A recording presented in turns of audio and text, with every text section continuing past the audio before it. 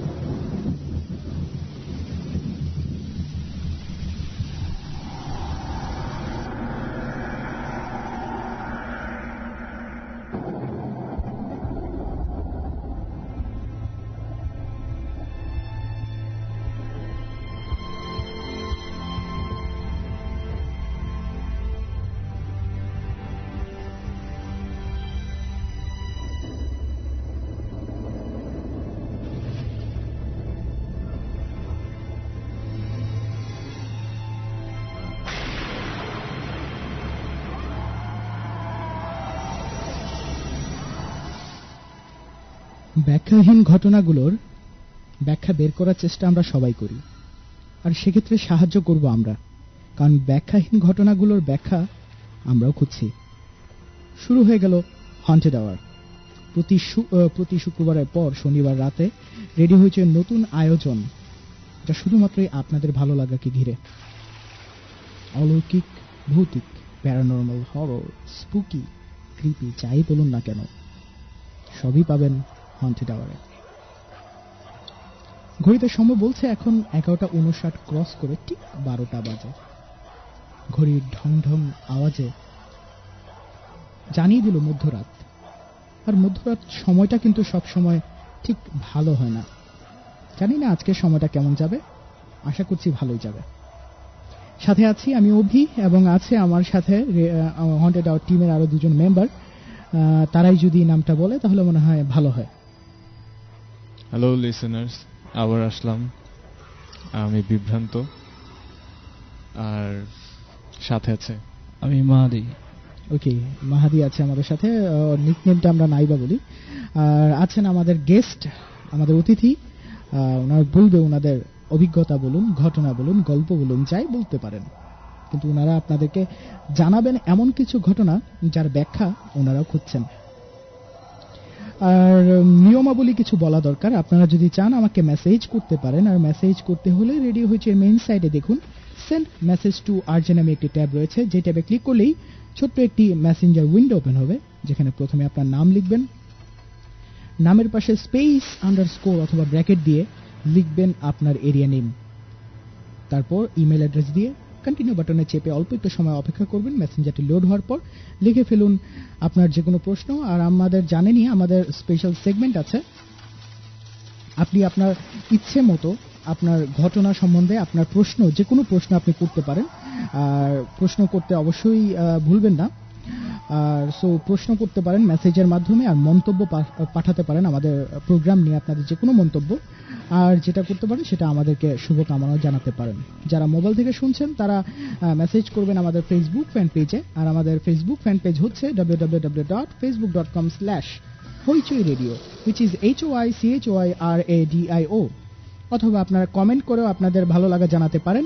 আর আপনাদের ভালো লাগা জানাতে পারেন হন্টেড আওয়ারের পেজে, যেটা হলো www.facebook.com/haunted hour, HAUNTEDHOUR। এখানে আপনারা লাইক দিয়ে অবশ্যই আমাদের সাথে কানেক্টেড থাকতে পারেন এবং আমাদের একটা পোস্ট গিয়েছে, সেই পোস্টে আপনাদের মন্তব্য আমাদেরকে জানাতে পারেন। আমাদের আরো কিছু নিয়ম আছে। ঘটনা পাঠাতে হলে যা করতে হবে তা হলো, আপনারা যদি ঘটনা আমাদের সাথে শেয়ার করতে চান তাহলে আমাদের সাথে সরাসরি স্কাইপের মাধ্যমে জয়েন করতে পারেন। আর সেটা করতে হলে যা করতে হবে, আমাদের স্কাইপ অ্যাড্রেসটি একবার লিখে নিতে হবে। আমাদের স্কাইপ হলো radio.hoichoi, radio.hoichoi, এবং আমাদেরকে ইমেল করে আপনাদের ঘটনা পাঠাতে পারেন অথবা সাউন্ড ক্লিপ পাঠাতে পারেন রেকর্ড করে। আর সাউন্ড ক্লিপ পাঠাবেন বা ইমেল পাঠাবেন যে অ্যাড্রেসে, সেটি হলো hauntedhour@radiohoichoi.com, HAUNTEDHOUR@radiohoichoi.com, এই ঠিকানায়। আর মোবাইল থেকে শুনতে হয় কিভাবে তা সবাই জানেন, আর যারা জানেন না তারা আমাদের সাইটে দেখে নিতে পারেন। আমরা এই অনুষ্ঠানে এই ইনফরমেশনগুলো বেশি বলে সময় নষ্ট করতে চাই না। আশা করি আপনারা সবাই শুনছেন এবং সাথে আছেন। আমরা আমাদের অতিথির সাথে কথা বলার আগে যা বলতে চাই, আমি জিজ্ঞেস করতে চাই বিভ্রান্ত এবং পাপ্পুকে, ওরা কেমন আছে? আছি, মোটামুটি ভালো আছি। হোপফুলি আজকে আমরা আমাদের সামনে যে গেস্ট আছেন তাদের কাছ থেকে তাদের এক্সপিরিয়েন্স শুনবো, শুনে সেগুলোর একটা ব্যাখ্যা দাঁড় করার চেষ্টা করব। বিভ্রান্ত? অবশ্যই। এর আগের পর্বে যা হয়েছিল সেসব না হয় বাদই দিলাম। আজ থেকে হবে নতুন কিছু, নতুন স্টোরি, নতুন আমরা, নতুন সবকিছু। হ্যাঁ, আমরা প্রথম পর্বে একটু অন্যরকমই রেখেছিলাম, কারণ প্রথম পর্ব আমরা জানিয়ে দিতে চেয়েছিলাম। আর মাহাদি অলরেডি বলল, আমি বারবার বলছি কারণ আমি আগেও, আপনারা জানেন যে মাহাদি এবং বিভ্রান্ত আমার পার্সোনাল লাইফে বন্ধু মানুষ। সো আমরা যেভাবে নর্মালি কথা বলি সেভাবে অনেকটা চলে আসে, বাট আশা করি আপনাদের তাও খারাপ লাগবে না। আমরা আজকে আচ্ছা, আমি একটা জিনিস জানতে চাই যে গত প্রোগ্রামের পর কিন্তু বিভ্রান্ত আমাদেরকে অনেকেই অনেক কিছু বলেছে যে এই ঘটনা কি আসলে ঘটেছে কিনা, এরকম কি আসলে ঘটতে পারে কিনা। আমাদের পোস্টে অনেকে হাসাহাসি করেছে, সেটা নিয়ে তোমার কি মন্তব্য? আসলে হাসাহাসি করাটা তো আসলে মূল ব্যাপার না। মূল ব্যাপারটা হচ্ছে যে যেই ঘটনাটা যার সাথে হয়েছে এবং এখনো হচ্ছে, এই ব্যাপারগুলো আসলে সেই বুঝতে পারবে তার মর্ম। এবং এই ছবিগুলা সে নিজের তোলা, নিজের এক্সপেরিয়েন্স থেকে, এবং যে ঘটনা হয়েছিল সেখান থেকেই। তো মানে আমি কি বলবো এই ব্যাপারে, আসলে যে হাসাহাসি কেন করলো, এটা আসলে ব্যক্তিগত ব্যাপার। এখানে আসলে আমাদের কিছু বলার নেই। আর মাহাদি, তোমার ক্ষেত্রে কি হয়েছে? আসলে ওই হাসাহাসির যে ব্যাপারটা, সবাই সবার ওপিনিয়ন দেবে, গণতান্ত্রিক দেশ তো অনেকের বিশ্বাস হবে, অনেকের বিশ্বাস হবে না। তবু মানে এই ব্যাপারগুলো নিয়ে ভাবা, সে যে ভাবছে বা তারা যে ভাবছে, সেটাই আসলে বড় ব্যাপার। রাইট। আর ভয় পেতে আমরা কম বেশি সবাই খুব পছন্দ করি, এবং ভয় আমরা দিতে চাচ্ছি না। আপনারাই পর্যালোচনা করে বুঝতে পারবেন যে আসলে ঘটনাগুলো ভয়ের না ভয়ের না। যাই হোক, চলছে হন্টেড আওয়ার, আর সাথে আছি আমি অভি, আছে মাহাদি, আছে বিভ্রান্ত। আমরা ছোট্ট একটু ব্রেকের পর আবার ফিরে আসছি আমাদের অতিথিকে নিয়ে। আশা করি সাথে থাকবেন আর শুনতে থাকবেন আমাদের হন্টেড আওয়ারে। শুনছেন সব সময় রেডিও হইচই, শুনছেন সব সময় রেডিও হইচই।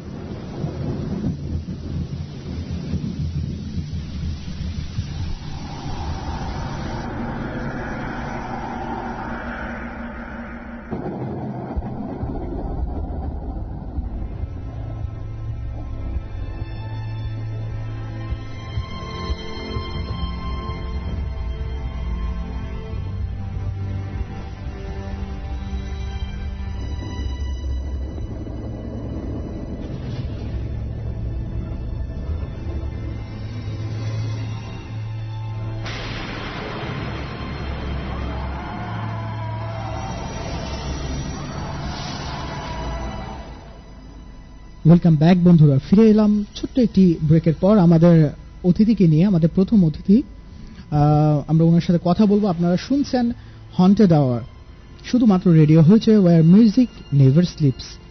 আর হন্টেড আওয়ারে যদি আপনারা আপনাদের অভিমত অথবা ঘটনা নিয়ে আপনাদের মন্তব্য অথবা যে কোনো ধরনের প্রশ্ন পাঠাতে চান, তাহলে যা করতে হবে তাহলে আমাদেরকে মেসেজ করতে হবে। আর মেসেজ করতে হলে রেডিও হয়েছে মেইন সাইটে দেখুন সেন্ড মেসেজ টু আরজে নামে একটি ট্যাব রয়েছে, যে ট্যাবে ক্লিক করলেই ছোট একটি মেসেঞ্জার উইন্ডো ওপেন হবে, যেখানে প্রথমে আপনার নাম লিখুন, নামের পাশে স্পেস আন্ডারস্কোর অথবা ব্র্যাকেট দিয়ে লিখুন আপনার এরিয়ার নাম, তারপর ইমেল অ্যাড্রেস দিয়ে এন্টার বাটন চাপুন এবং অল্প একটু সময় ওয়েট করুন। মেসেঞ্জারটি লোড হওয়ার পর লিখে ফেলুন আপনার যে কোনো প্রশ্ন, আপনার যে কোনো মন্তব্য, আপনার যে কোনো ভালো লাগা।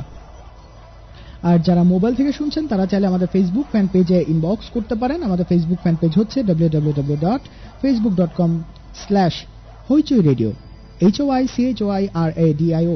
এবং কেউ যদি চান তাহলে আমাদেরকে মেসেজ করতে পারেন আমাদের হন্টেড আওয়ার ফ্যান পেজেও, অথবা জানাতে পারেন আপনাদের যে কোনো অভিজ্ঞতা, যে কোনো এক্সপিরিয়েন্স অথবা যে কোনো ঘটনা। আর আমাদের হন্টেড আওয়ার ফেসবুক পেজটি হচ্ছে facebook.com/hauntedhour, HAUNTEDHOUR। এই অ্যাড্রেসে আপনারা পাঠাবেন। এবং দেখতে পাচ্ছি অনেকে মেসেজ করছেন, মেসেজগুলো আমি একবারে পড়বো, বাট এই মুহূর্তে চলে যাচ্ছি আমাদের প্রথম অতিথির কাছে ওনার কথা শুনতে। ভালো আছেন? হ্যাঁ, ভালো আছি ভাইয়া। আচ্ছা, শুরুতে আপনার নামটা একটু বলেন। আমার নাম সাইদ। আচ্ছা, কোথায় থাকেন, কি করেন? আমি ঢাকা ইউনিভার্সিটিতে পড়াশোনা করি, এবার 3rd ইয়ারে। আচ্ছা। আমার ডিপার্টমেন্ট সোশ্যাল ওয়ার্ক। ওকে, আপনি কোথায় থাকেন? আমি থাকি অ্যাকচুয়ালি হলেও থাকি, আবার জিগাতলাতে থাকি মেইনলি এখন। ওকে, কোনো সমস্যা নেই। আমরা কি সরাসরি ঘটনায় চলে যাই বিভ্রান্ত? হ্যাঁ। ওকে, আপনি আপনার মতো করে আপনি ঘটনা বলা শুরু করুন। ঘটনাটা আমার সম্পূর্ণ পার্সোনাল লাইফের। এটা 2007 সালের এটা হয়। আমি তখন ক্লাস 10-এ পড়ি। তখন আমি আমার হোম ডিস্ট্রিক্ট যেখানে, সেখানে থাকতাম। কোথায় আপনার? আমার হোম ডিস্ট্রিক্ট ঝিনাইদহ। আচ্ছা। তো আমার স্কুল আমার বাসা থেকে 1 কিলো দূরে হবে। তো ওখানে থাকতাম, বাসা থেকে যাওয়া আসা করতাম। তো ঘটনাটা অ্যাকচুয়ালি ঘটে আমার নানার বাসায়। আমার নানার বাসা হচ্ছে চুয়াডাঙ্গাতে, ঝিনাইদহ থেকে 30 কিলো দূরে হবে। তো আমার আমি জন্মগ্রহণ করছি কিন্তু আমার নানার বাসাতেই। সো আমি খুব ছোটবেলাতে ওখানেই থাকতাম অ্যাকচুয়ালি। তো আমার ছোটবেলা বেড়ে ওঠা ওখানেই, নানার বাসাতেই। তো ঘটনা যখন ঘটে আমি ক্লাস 10-এ পড়ি। তো 2007 সালে এটা। তো ঘটনাটা হচ্ছে আমার নানাকে নিয়ে। আচ্ছা। আমার নানা প্যারালাইজড ছিল আর কি, অনেক। আমার জন্মের পর থেকে আমি দেখছি প্যারালাইজড। তো প্যারালাইজড বলতে প্যারালাইজড একদম যে বিছানায় থাকে এইরকম না, হাঁটতে পারে, খুব খুব কষ্ট হয় আর কি হাঁটতে এবং কথা বলতে। তো ঘটনা যখন ঘটে, সে বললাম তো 2007 সালে এটা। তো 2007 সালে ক্লাস 10-এ পড়ি। তো ওই সময় আমার নানার কিছু ঘটনা বলার আগে কিছু কথা বলতে হবে, যেগুলো না বললে আসলে ঘটনার সাথে মিলবে না। জি। তো আমার নানা বললাম তো পার্সোনাল লাইফ প্যারালাইজড, এবং উনি সাধারণত বয়স কত 70 হবে। তো এই এজের মানুষেরা তারা যখন ইয়াং ছিল বা ছিল, পড়াশোনা কিন্তু সেই সময় তেমন কেউ করতো না। কিন্তু আমার নানা আসলে অ্যাকচুয়ালি পড়াশোনা করছে, পড়তে লিখতে এই ধরনের পারে। আচ্ছা আচ্ছা। তো উনি অনেক দেশে, অনেক দেশ বলতে যে বার্মা, মিয়ানমার আর কি, মিয়ানমার, ইন্ডিয়া, অনেক জায়গায় গেছে। তো ওনার শখ ছিল ধর্ম অন্বেষণ আর কি। ধর্ম অন্বেষণ বলতে যে বিভিন্ন মাজার, যেমন আমরা জানি সিলেটে হয়তো শাহজালাল মাজার, তো ওরকম আজমির শরীফ, এগুলা উনি সব এইগুলা জানতে ওনার খুব আগ্রহ ছিল বেশি আর কি। আচ্ছা। তো উনি ওইরকম অনেক জায়গায় ঘুরছে, অনেক জায়গায় হয়েছে। তো উনি প্যারালাইজড ছিল। তো কথা বলতে পারতো, কথাগুলো জড়াই যেত আর কি। যারা আত্মীয় বা আমরা বা হঠাৎ একজন গেলে কথাগুলো বুঝতে পারবে না, তো আমরা বুঝতে পারতাম। তো আর পার্সোনাল লাইফে আমার নানা আমাকে কি বলবো, আমি কোনোদিনই ভুলতে পারবো না যে আমাকে অত্যন্ত স্নেহ করতো। আমি বলছি আমার নানা বাসাতে কিন্তু আমি জন্ম হয়েছে। তো আমার জন্ম হওয়ার 2 বছর পরে আমার ছোট ভাইয়ের জন্ম হয়। সেহেতু আমি ছোটবেলাতে নানার বাসাতেই থাকতাম আর কি। আচ্ছা। তো ঘটনা ঘটে যখন 2007 সালে, তো ততদিন কিন্তু আমার নানা মানে উনি মারা গেছে আর কি। তো উনি মারা যায় 2004-এ, তো মনে হয় 2005-এ। আচ্ছা, তো উনি ওই যে বললাম ধর্ম অন্বেষণ বা মানে ধর্মের পিছনে বা ওইরকম ছুটে বেড়াতো। তো উনি একটা মানে ওনার একটা মানে কি বলবো যে আধ্যাত্মিকতা মানে একটা আধ্যাত্মিক একটা বিষয় ছিল ওনার ভিতরে। তো যেটা আমি কখনো ছোটবেলাতে পাই নাই, আমি পাইছি ওনার মৃত্যুর পরে যে আসলেই আধ্যাত্মিক কিছু আছে, ঘটতে পারে। তো আমরা যে ইয়াং এজের যে ছেলেমেয়েরা সাধারণত এগুলা বিশ্বাস করতে চায় না যে এরকম কিছু আছে বা কি না কি, হ্যাঁ বিশ্বাস করি আছে, কিন্তু ওই রকম বেশি প্যারানর্মাল কিছু আমরা কিন্তু বিশ্বাস করি না। তো এইরকম, তো সবাই বলতো এরকম। তো উনি আধ্যাত্মিক ছিলেন কারণ ওনার আবার কিছু ফলোয়ার্স ছিল, যেমন ওনার কাছে দীক্ষা টাইপের নিত আর কি। তো বাবা বলে ডাকতো নানাকে শুনছি, বা পায়ে সালাম করতো। এগুলা নিয়ে আমরা অনেক হাসাহাসি করতাম। বাবা বলতো, তো আমরা বলতাম যে নানু তোমার এতগুলো ছেলে মেয়ে, তুমি মানুষ করলা কিভাবে, এগুলা বলতাম, হাসাহাসি করতাম। কিন্তু ওরা ছিল ওনার অ্যাকচুয়ালি ফলোয়ার্স, যারা ওনার মানে ওনার ইথিক্স গুলাকে ফলো করতো, নীতিগুলাকে ফলো করতো, নামাজ বা রোজা যেগুলো বলতো সেগুলো ফলো করতো। তো ওনার যে গুরু ছিল, ওনার বাসাটা আমি সঠিক বলতে পারবো না। তো ওনারও একটা গুরু ছিল, উনি যেখান থেকে মানে দীক্ষাটা পায় ওই টাইপের আর কি। তো প্রতি বছর চৈত্র মাসে আর কি, মানে ইংরেজি তারিখ যেটা হতে পারে ওটা আমরা খেয়াল করিনি। তো চৈত্র মাসের মানে 15 তারিখে ওনার গুরু যে ছিল উনি ওই তারিখটা নির্ধারণ করে দেয় যে চৈত্র মাসের 15 তারিখে ঠিক ওরস বলা হয়, ওরস শরীফ যেটা হতো ওইটা হবে আর কি। মানে এখানে ওরসটা এরকম যে একটা দোয়া মাহফিল হবে, তো নানা সেটা করবে, সবাইকে বলবে। মানে এটার আয়োজন কারা করতো? এটা আয়োজন অ্যাকচুয়ালি করতো নানারাই। বললাম না যে ফলোয়ার্স আছে, ওনার ফলোয়ার্স তো প্রায় 100 জনের বেশি, অনেক বেশি ছিল, অনেক জায়গা থেকে ছিল। তো ওই ওনারা ম্যানেজ করতো এবং গ্রামের যারা সবাই পার্টিসিপেট করতো আমি দেখছি। তারপর আমার মামারা যে ছিল, আমার 4 মামা, ওনারা নানা পার্সোনাল ভাবে এবং ওনার ফলোয়ার্স যেগুলো ছিল ওনারা পার্টিসিপেট করতো। এরপর কি হলো? এরপর হলো তো ওর সত্য হতে বললাম যে চৈত্র মাসের 15 তারিখে। তো এটা মানে 7 সালের ঘটনা, নানা কিন্তু মারা গেছে, 2 বছর আগেই মারা গেছে। আর একটা বিষয় বলে রাখি, উনি যেই দিন মানে ওনার জন্ম হয়েছে সেই দিন কিন্তু উনি মারা গেছে। আর যে চৈত্র মাসের 15 তারিখ যে ওরসটা হয় আর কি, অনুষ্ঠানটা হয়, উনি মারা যায় লাস্ট যেবার মারা যায় 2005 সালে 15 তারিখে ওরসটা হয়। উনি মারা যায় 3 দিন পরে 18 তারিখে, চৈত্র মাসের 18 তারিখে। তো উনি মারা যাওয়ার পরে কি হলো যে মৃত্যুবার্ষিকী ওনাদের আবার একটা আলাদাই আছে, যে এইরকম আধ্যাত্মিক গুরু মারা গেলে ওনাদের একটা মৃত্যুবার্ষিকী হয়, যে ওইটা আবার মানে একটা জাঁকজমকপূর্ণভাবে একটা মানে অন্যরকম ভাবে পালন করা হয়। তো উনি যেহেতু মারা গেছে 18 তারিখে, আর অনুষ্ঠান হচ্ছে 15 তারিখে। তো ওনার মৃত্যুর পরে মানে দুইটা অনুষ্ঠান একসাথে 18 তারিখে হতো। আচ্ছা, এটা ওনার মৃত্যুর পরে, কিন্তু আগে থেকে আমরা ছোটবেলা থেকে যেটা দেখছি যে 15 তারিখে হতো, কিন্তু ওনার মৃত্যুর পরে এটা হয় 18 তারিখে, একসাথে দুইটা মৃত্যুবার্ষিকী প্লাস ওরস দুইটা হয়। তো আমরা ওরসটা আমি যে বললাম যে পার্সোনাল ভাবে এরকম বিশ্বাস করতাম যে কি না কি বলে কি করে, হাসাহাসি করতাম। তো এরকম যা মানে প্রত্যেকটা অনুষ্ঠানে মানে প্রত্যেকটা ওরসে পার্টিসিপেট করতাম সবাই, ফ্যামিলি সহ। আর আমার আম্মু একা আর কি, আমার মামা 4টা, আম্মু একা। তো সেভাবে আমরা না গেলেই নয়, যেতেই হবে, মাস্ট বি। তো যাইতাম। যাওয়ার পরে অ্যাকচুয়ালি ওখানে যাওয়ার মেন উদ্দেশ্যটা ছিল যে অনুষ্ঠানের মানে সবাই আত্মীয়স্বজন আসে, খালাতো মামাতো ভাই বোন, যেহেতু আমাদের এই যে যারা আছে অনেক মজা হয়, অনেক একটা বিশেষ দিন ওইটা। শুধু আমাদের ওই কারণে যে ওই অনুষ্ঠানের জন্য না, যে আমরা সবাই একসাথে হবো, এই আনন্দটাই মানে মেইন আর কি, গেট টুগেদার।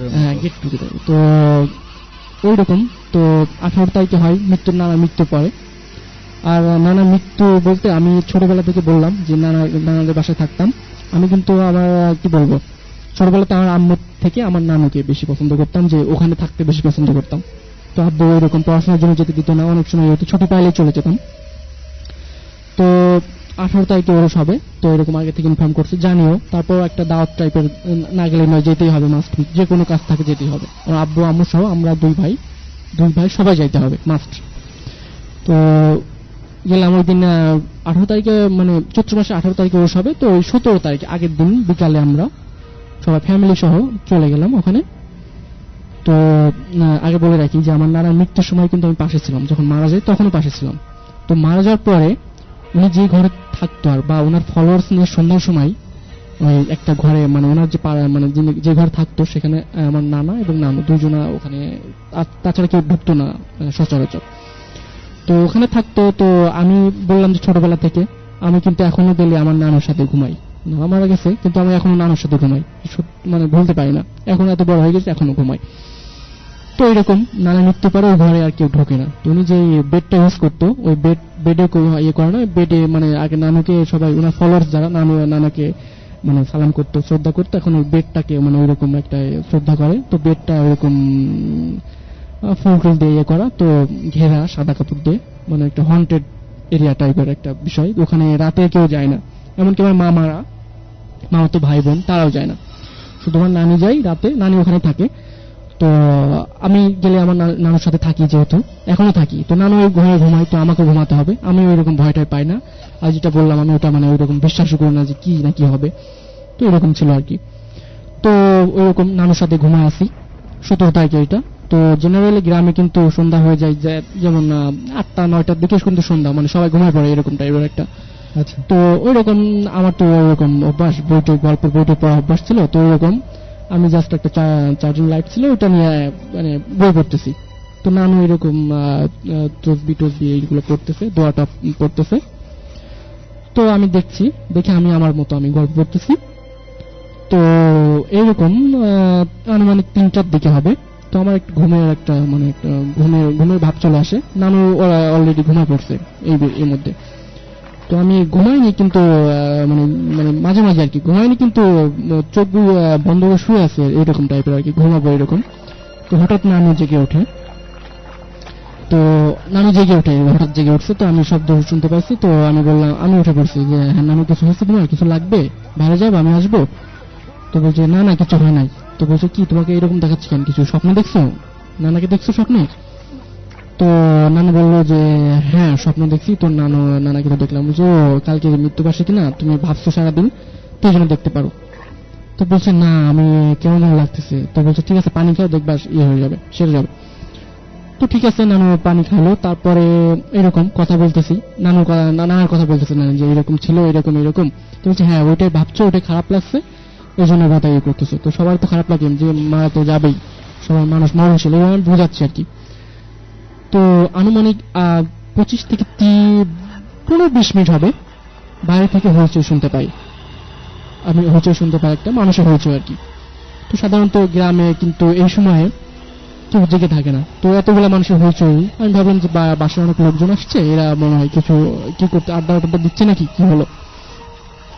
কিন্তু অ্যাকচুয়ালি আমি বাইরে যাই, যে দেখি কোনো আড্ডা না। তো ওদের মানে ওরা অন্য মানে নানুরা থাকে এক পাড়ায়, ওনারা অন্য পাড়া থেকে আসছে আর কি। তো এরকম বলছে কি হয়েছে, অনেকে সবাই জেগে উঠছে, মামাতো ভাই যারা ছিল সবাই জেগে উঠছে যে কি হয়েছে, তোমরা কি সমস্যা কি তোমাদের। একটা বিষয় বলে রাখি, ওই যারা আসছিল আর কি, হইচই করতে করতে যারা আসতেছে, ওদের ফ্যামিলিতে একটা মার্ডার হয় 1 সপ্তাহ বা 2 সপ্তাহ আগে। তো মার্ডারটা হয় ওদের ফ্যামিলির ভিতরেই, মানে যে মারা যায়, যাকে খুন করা হয়, মানে হাজবেন্ডের হাতে খুন হয় আর কি। তো ওই মানে যে ইয়েটা ক্রিমিনাল, যে যারা ওই ফ্যামিলি থেকে লোকজনরা আসছে।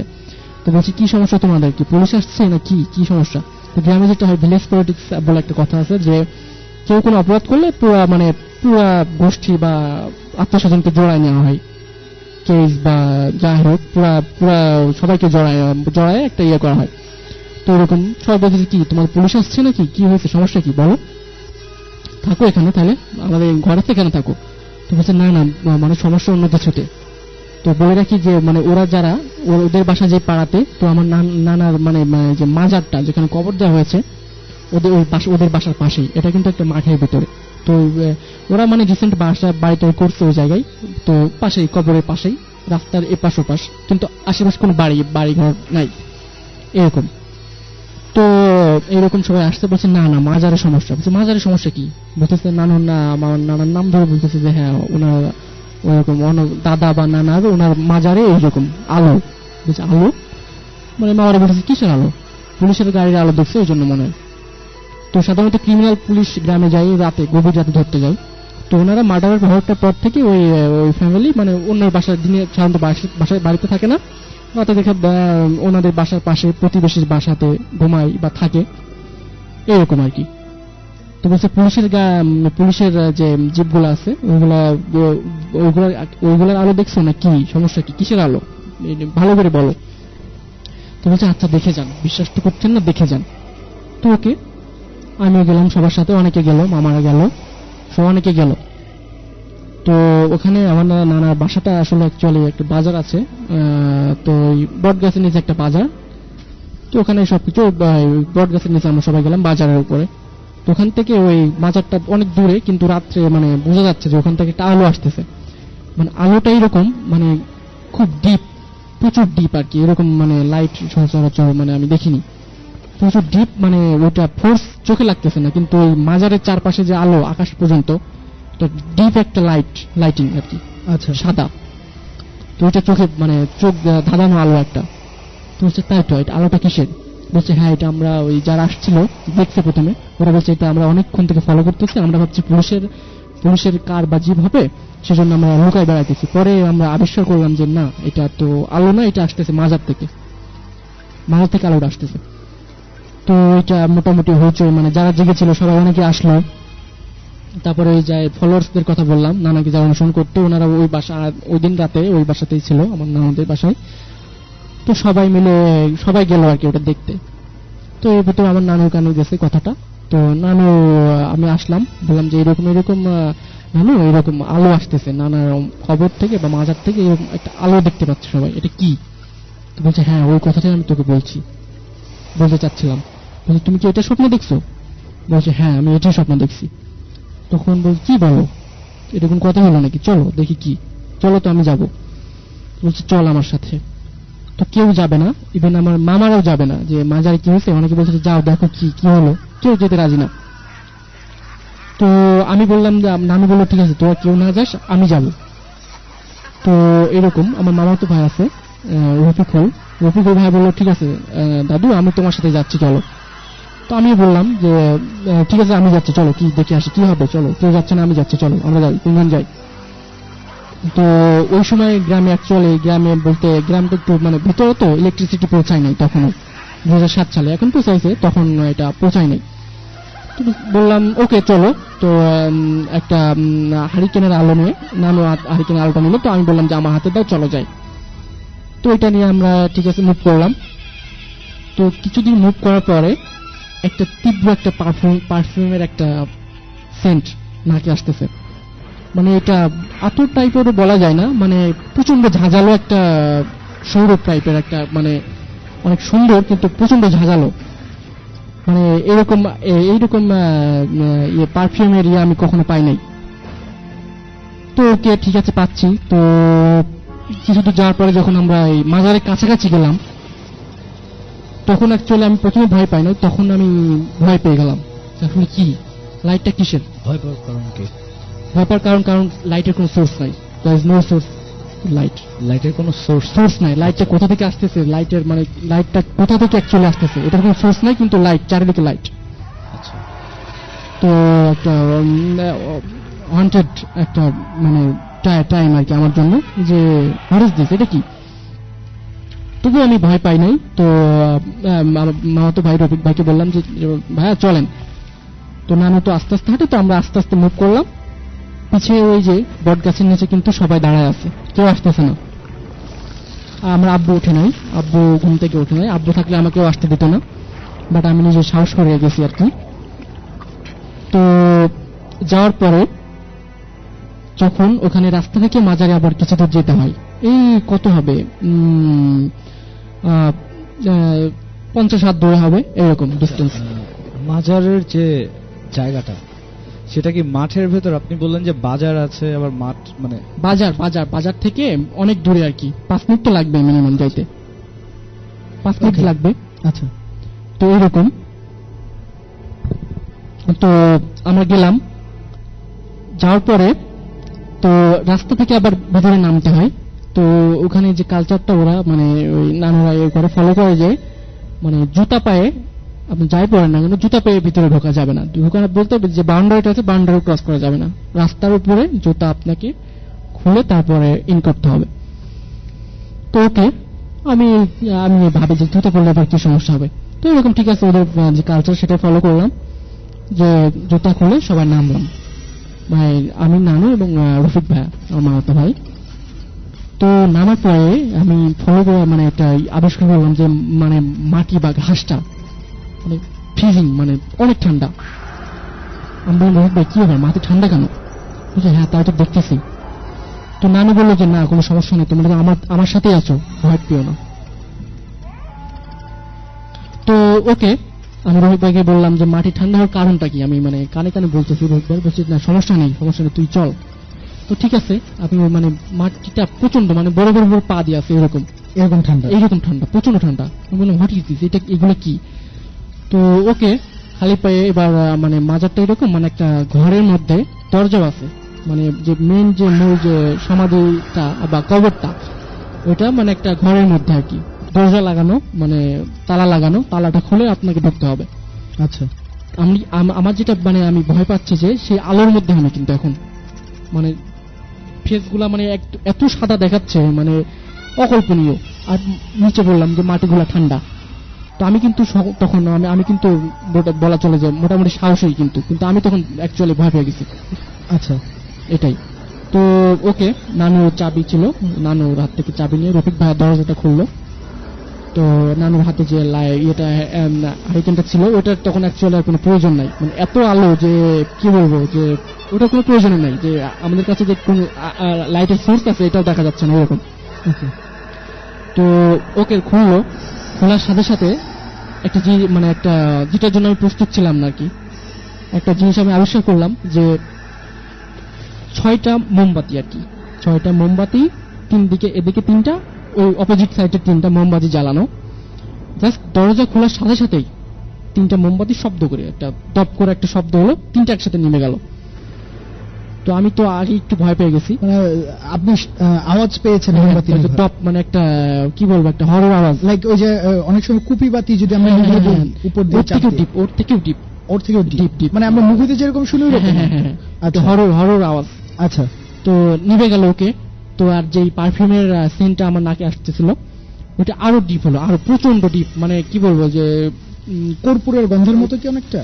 কর্পূর বলতে আমি মানে বোঝাতে পারবো না, মানে ওটা কর্পূরের গন্ধ কিন্তু অনেকটা ডিপ হয়, লাইক মানুষ মারা গেলে যে কর্পূর দেয় গন্ধ কিন্তু ডিপ, অনেক ডিপ, অনেক ডিপ, মানে অসহ্য লাগে, অসহ্য মানে মাথা যন্ত্রণা শুরু হয়ে যাচ্ছে এরকম ডিপ। আচ্ছা তো ওগুলো আরো বেড়ে গেল।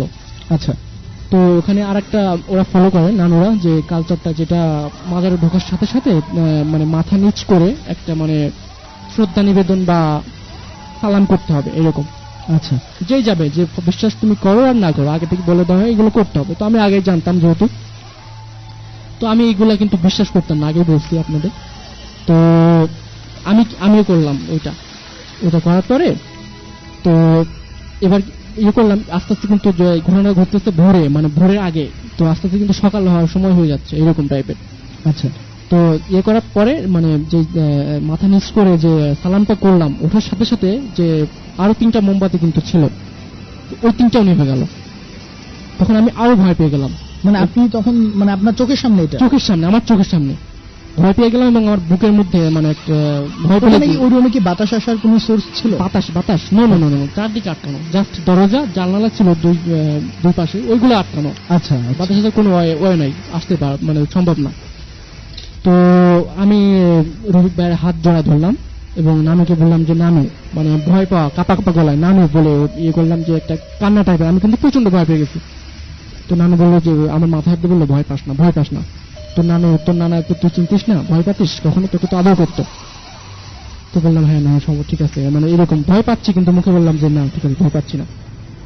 তো নানু ওর ভিতরে আমাদের বললো যে এই কথা কারোকে বলার দরকার নেই, তোদেরকেই বলি, তোর নানা তো মারা গেছে, এখন মানে ফেরেশতা টাইপের কিছু মানে কি বলবো যে ওরকম আধ্যাত্মিক কিছু মানুষ মানে বলছে ওরা আসছিল, ওদের আত্মা আসছিল বা ওরা আসছিল এখানে একটা দোয়া করছিল এখানে এসে।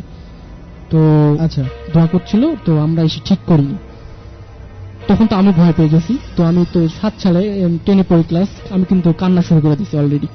আচ্ছা তো রফিক ভাই আমার মামাতো ভাই, ও বলল যে কি কাঁদিস না, ভয় পাচ্ছিস কেন, কাঁদিস না, কিছু হবে না। তো বলছে হ্যাঁ ওরা আসছিল, মানে রফিক ভাইকে অ্যাকচুয়ালি বলতেছে আমার নানু, যে ওরা আসছিল, আমাদের আসা তো ঠিক হয়নি। তো বললো ঠিক আছে, আমরা মোনাজাত করছিল নানু রফিক ভাই, তো এরকম বললো। তো আমি বলে রাখি সেই সময়ে আমি আমার বসা অবস্থায় 2 পা মানে জড়ো করে বসছি, বসা অবস্থায় মানে ইটের উপরে আমার হাঁটুতে প্রচন্ড একটা ব্যথা পাই। আমি কিন্তু বসে আছি, কোনো আঘাত নেই, ব্যথা পাই সেই সময়। আচ্ছা ব্যথা পাওয়ার পরে আবার হাঁটুর উপরে ফুলে যায়, ডান পায়ের হাঁটুর উপরে ফুলে যায়। আচ্ছা এবং অভি ভাই আপনি দেখতে পাবেন হাত দিলে সেই ফোলাটা কিন্তু আমার এখনো আছে, এখনো আছে। আচ্ছা স্টিল নাও আমি এটা বলে বেড়াচ্ছি। তো আমি তখন আপনি পড়ে গিয়েছিলেন বা কিছু? বসে অবস্থায়, নামাজ পড়ি না আমরা, বসে অবস্থায়, ওই অবস্থায় মানে যে বললাম না শ্রদ্ধা বা সালাম করলাম, ওই অবস্থায় বসে আছি। মানে আমি একটা মানে হঠাৎ করে আপনার মনে হয়েছে যে ব্যথা পেয়েছি, যে মানুষ হোঁচট খেয়ে পড়ে গেলে যেমন ব্যথা পেয়েছি। আচ্ছা তো আমি আগে বলেছি আমি কিন্তু এগুলো বিশ্বাস করতাম না তীব্রভাবে, মানে এগুলো মানে আপনি বিশ্বাসই করতেন না? কোনোভাবে বিশ্বাস করতাম না যে এইগুলা কি, না তুমি এগুলা কি করো, আচ্ছা কি তোমার ছেলে মেয়ে এগুলা কি ভণ্ডামি করো, এগুলা এরকম ভাবে বলছি যে ভণ্ডামি করো, এগুলা বলছি, কিন্তু কখনো বিশ্বাস করতাম না। তো বললো যে হ্যাঁ নানু, যে ওরা আসছিল, তো ওই আত্মাগুলো আসছিল বা ওই ওনারা আসছিল, দোয়া করছিল, আমাদের আসা ঠিক হয় নাই। আচ্ছা তো বলছে চলে যাই। তো এরকম দোয়াটা করলো, মনোজাত করলো। আমি কিন্তু ওর ভিতরে আমি আর নাই, আমি মানে ওইরকম ভয়ের ভিতরে আছি, কাঁপতেছি এবং রফিক দ্বারা হাত জড়ায় ধরে আছে। আচ্ছা ঠিক আছে। তো এর মধ্যে ওই হারিকেনে যে আমরা কুপি বা হারিকেনে যে আলোটা নিয়ে গেছিলাম, ওটাও নিভে গেছে। কখন নিভে গেছে টের পায় নাই, নিভে গেছে। তো এখন সেই যে আলোটা ছিল, বাইরে যে আলোটা ছিল, যে তীব্র আলোটা ছিল, ওটা কিন্তু আস্তে আস্তে কমে আসতেছে, কারণ একটু পরে মানে ভোর হবে বা ফজরের আজান দিবে, এরকম টাইম হয়ে গেছে। তো ওকে ঠিক আছে, আমি ওই ভয় অবস্থায় আমি জড়ায় ধরছি, আমি কোনো দিকে তাকাচ্ছি না, রফিক ভাইকে জড়ায় ধরছি, কোনো দিকে তাকাচ্ছি না। তো ওই অবস্থায় আমরা ব্যাক করি এবং কি বলবো, তারপর থেকে আমি যে আধ্যাত্মিকতা বা এরকম কিছু আছে যেটা আমি বিশ্বাস করতে বাধ্য হই বা বিশ্বাস করি এবং এখনো করি। আমি প্রতিবারই যে ওরসটা হয় নানাদের বাসায়, প্রত্যেকবার সেখানে যাই, ওখানে পার্টিসিপেট করি, নিজে থেকে পার্টিসিপেট করে সবকিছু করি। আচ্ছা বিশ্বাস করি আমি, এটাই আমার ঘটনা। ওকে, এই ছিল আপনার ঘটনা। ধন্যবাদ সাইদ ভাই আপনার প্রথম ঘটনার জন্য। লিসেনার শুনছেন হন্টেড আওয়ার, আর সাথে আছি আমি অভি, আর আছে আমাদের আরো 2জন বন্ধু, মানে হন্টেড আওয়ার টিমের আরো 2জন মেম্বার, মেহাদি এবং বিভন্ত। আর শুনলাম আমাদের প্রথম অতিথির ঘটনা, আশা করি আপনাদের ভালো লেগেছে। আমরা ওনার সাথে কথা বলবো আরেকটি বার, বা ওনার হয়তো আরেকটি ঘটনা শুনতে পারি ওনার কাছ থেকে। আমরা ছোট একটি গানের ব্রেকে যাব, ব্রেকের পর আবার ফিরে আসবো আমাদের দ্বিতীয় অতিথির কাছে। আর ইন দ্য মিনটাইম আমরা কিছু মেসেজ পড়ে নিই। মেসেজ করেছেন আমাদেরকে সানার সাদ, উনি লিখেছেন সালাম ব্রো, শুনছি তোমায়, ধন্যবাদ। মেসেজ করেছেন দেখতে পাচ্ছি আবির, উনি লিখেছেন ভাইয়া ভয় পাচ্ছি। ওকে, আমাদেরকে জনি লিখেছেন ওনার নানা কি পীর ছিল কিনা। ওকে, আমরা এই প্রশ্নটা ওনার কাছে আবার করব, নিজেই করব, যে ওনার নানা কি পীর ছিল কিনা।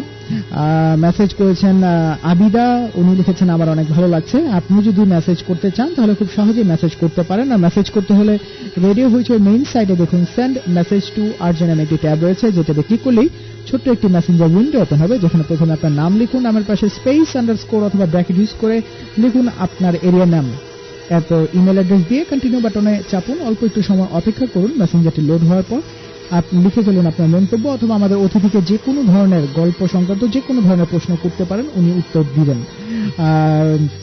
ছোট গানের ব্রেক থেকে আবার ফিরে আসছি এবং এসে আবার কথা বলবো। আর শুনছেন হন্টেড আওয়ার, চলছে রেডিও হইচই, আর সাথে আছে আমি অভি, আছে বিভ্রান্ত, আছে মাহাদি।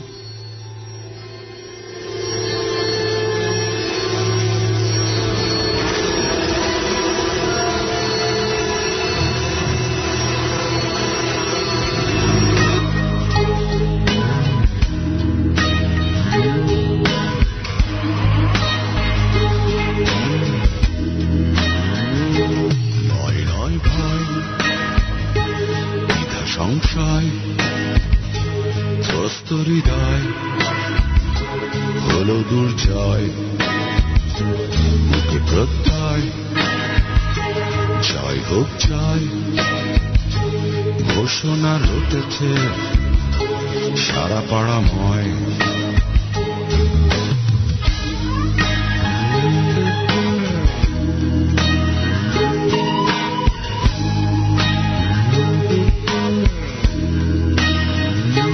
নয় নয় ভয় দ্বিধা সংশয় ত্রস্ত হৃদয় হলো দুর্জয় বুকে প্রত্যয় জয় হোক জয় ঘোষণা রটেছে সারা পাড়াময়। ভেঙেছে আগর মুক্তি পাগল শূন্যের চোখে সূর্য উদয় নয়নে অনল নেই আর জল মরণের ভয় পিছে পড়ে ভয়।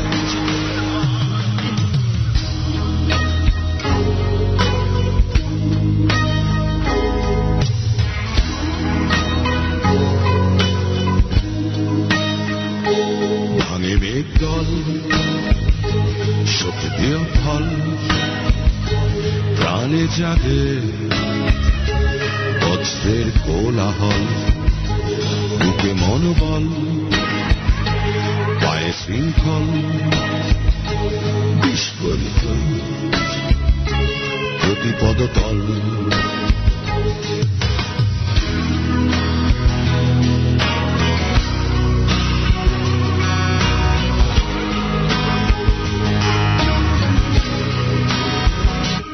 ওই ডাকে ভোর কোনো কোনো ভোর বাহিরে আলো সারথিরা সব ওই ডাকে ভোর কোনো কোনো ভোর বাহিরে আলো সারথিরা সব ডাকে ভাই ভাই বেলা যায় যায় চারিদিকে জীবনের উৎসব ডাকে আয় আয় বেলা যায় যায় চারিদিকে জীবনের উৎসব।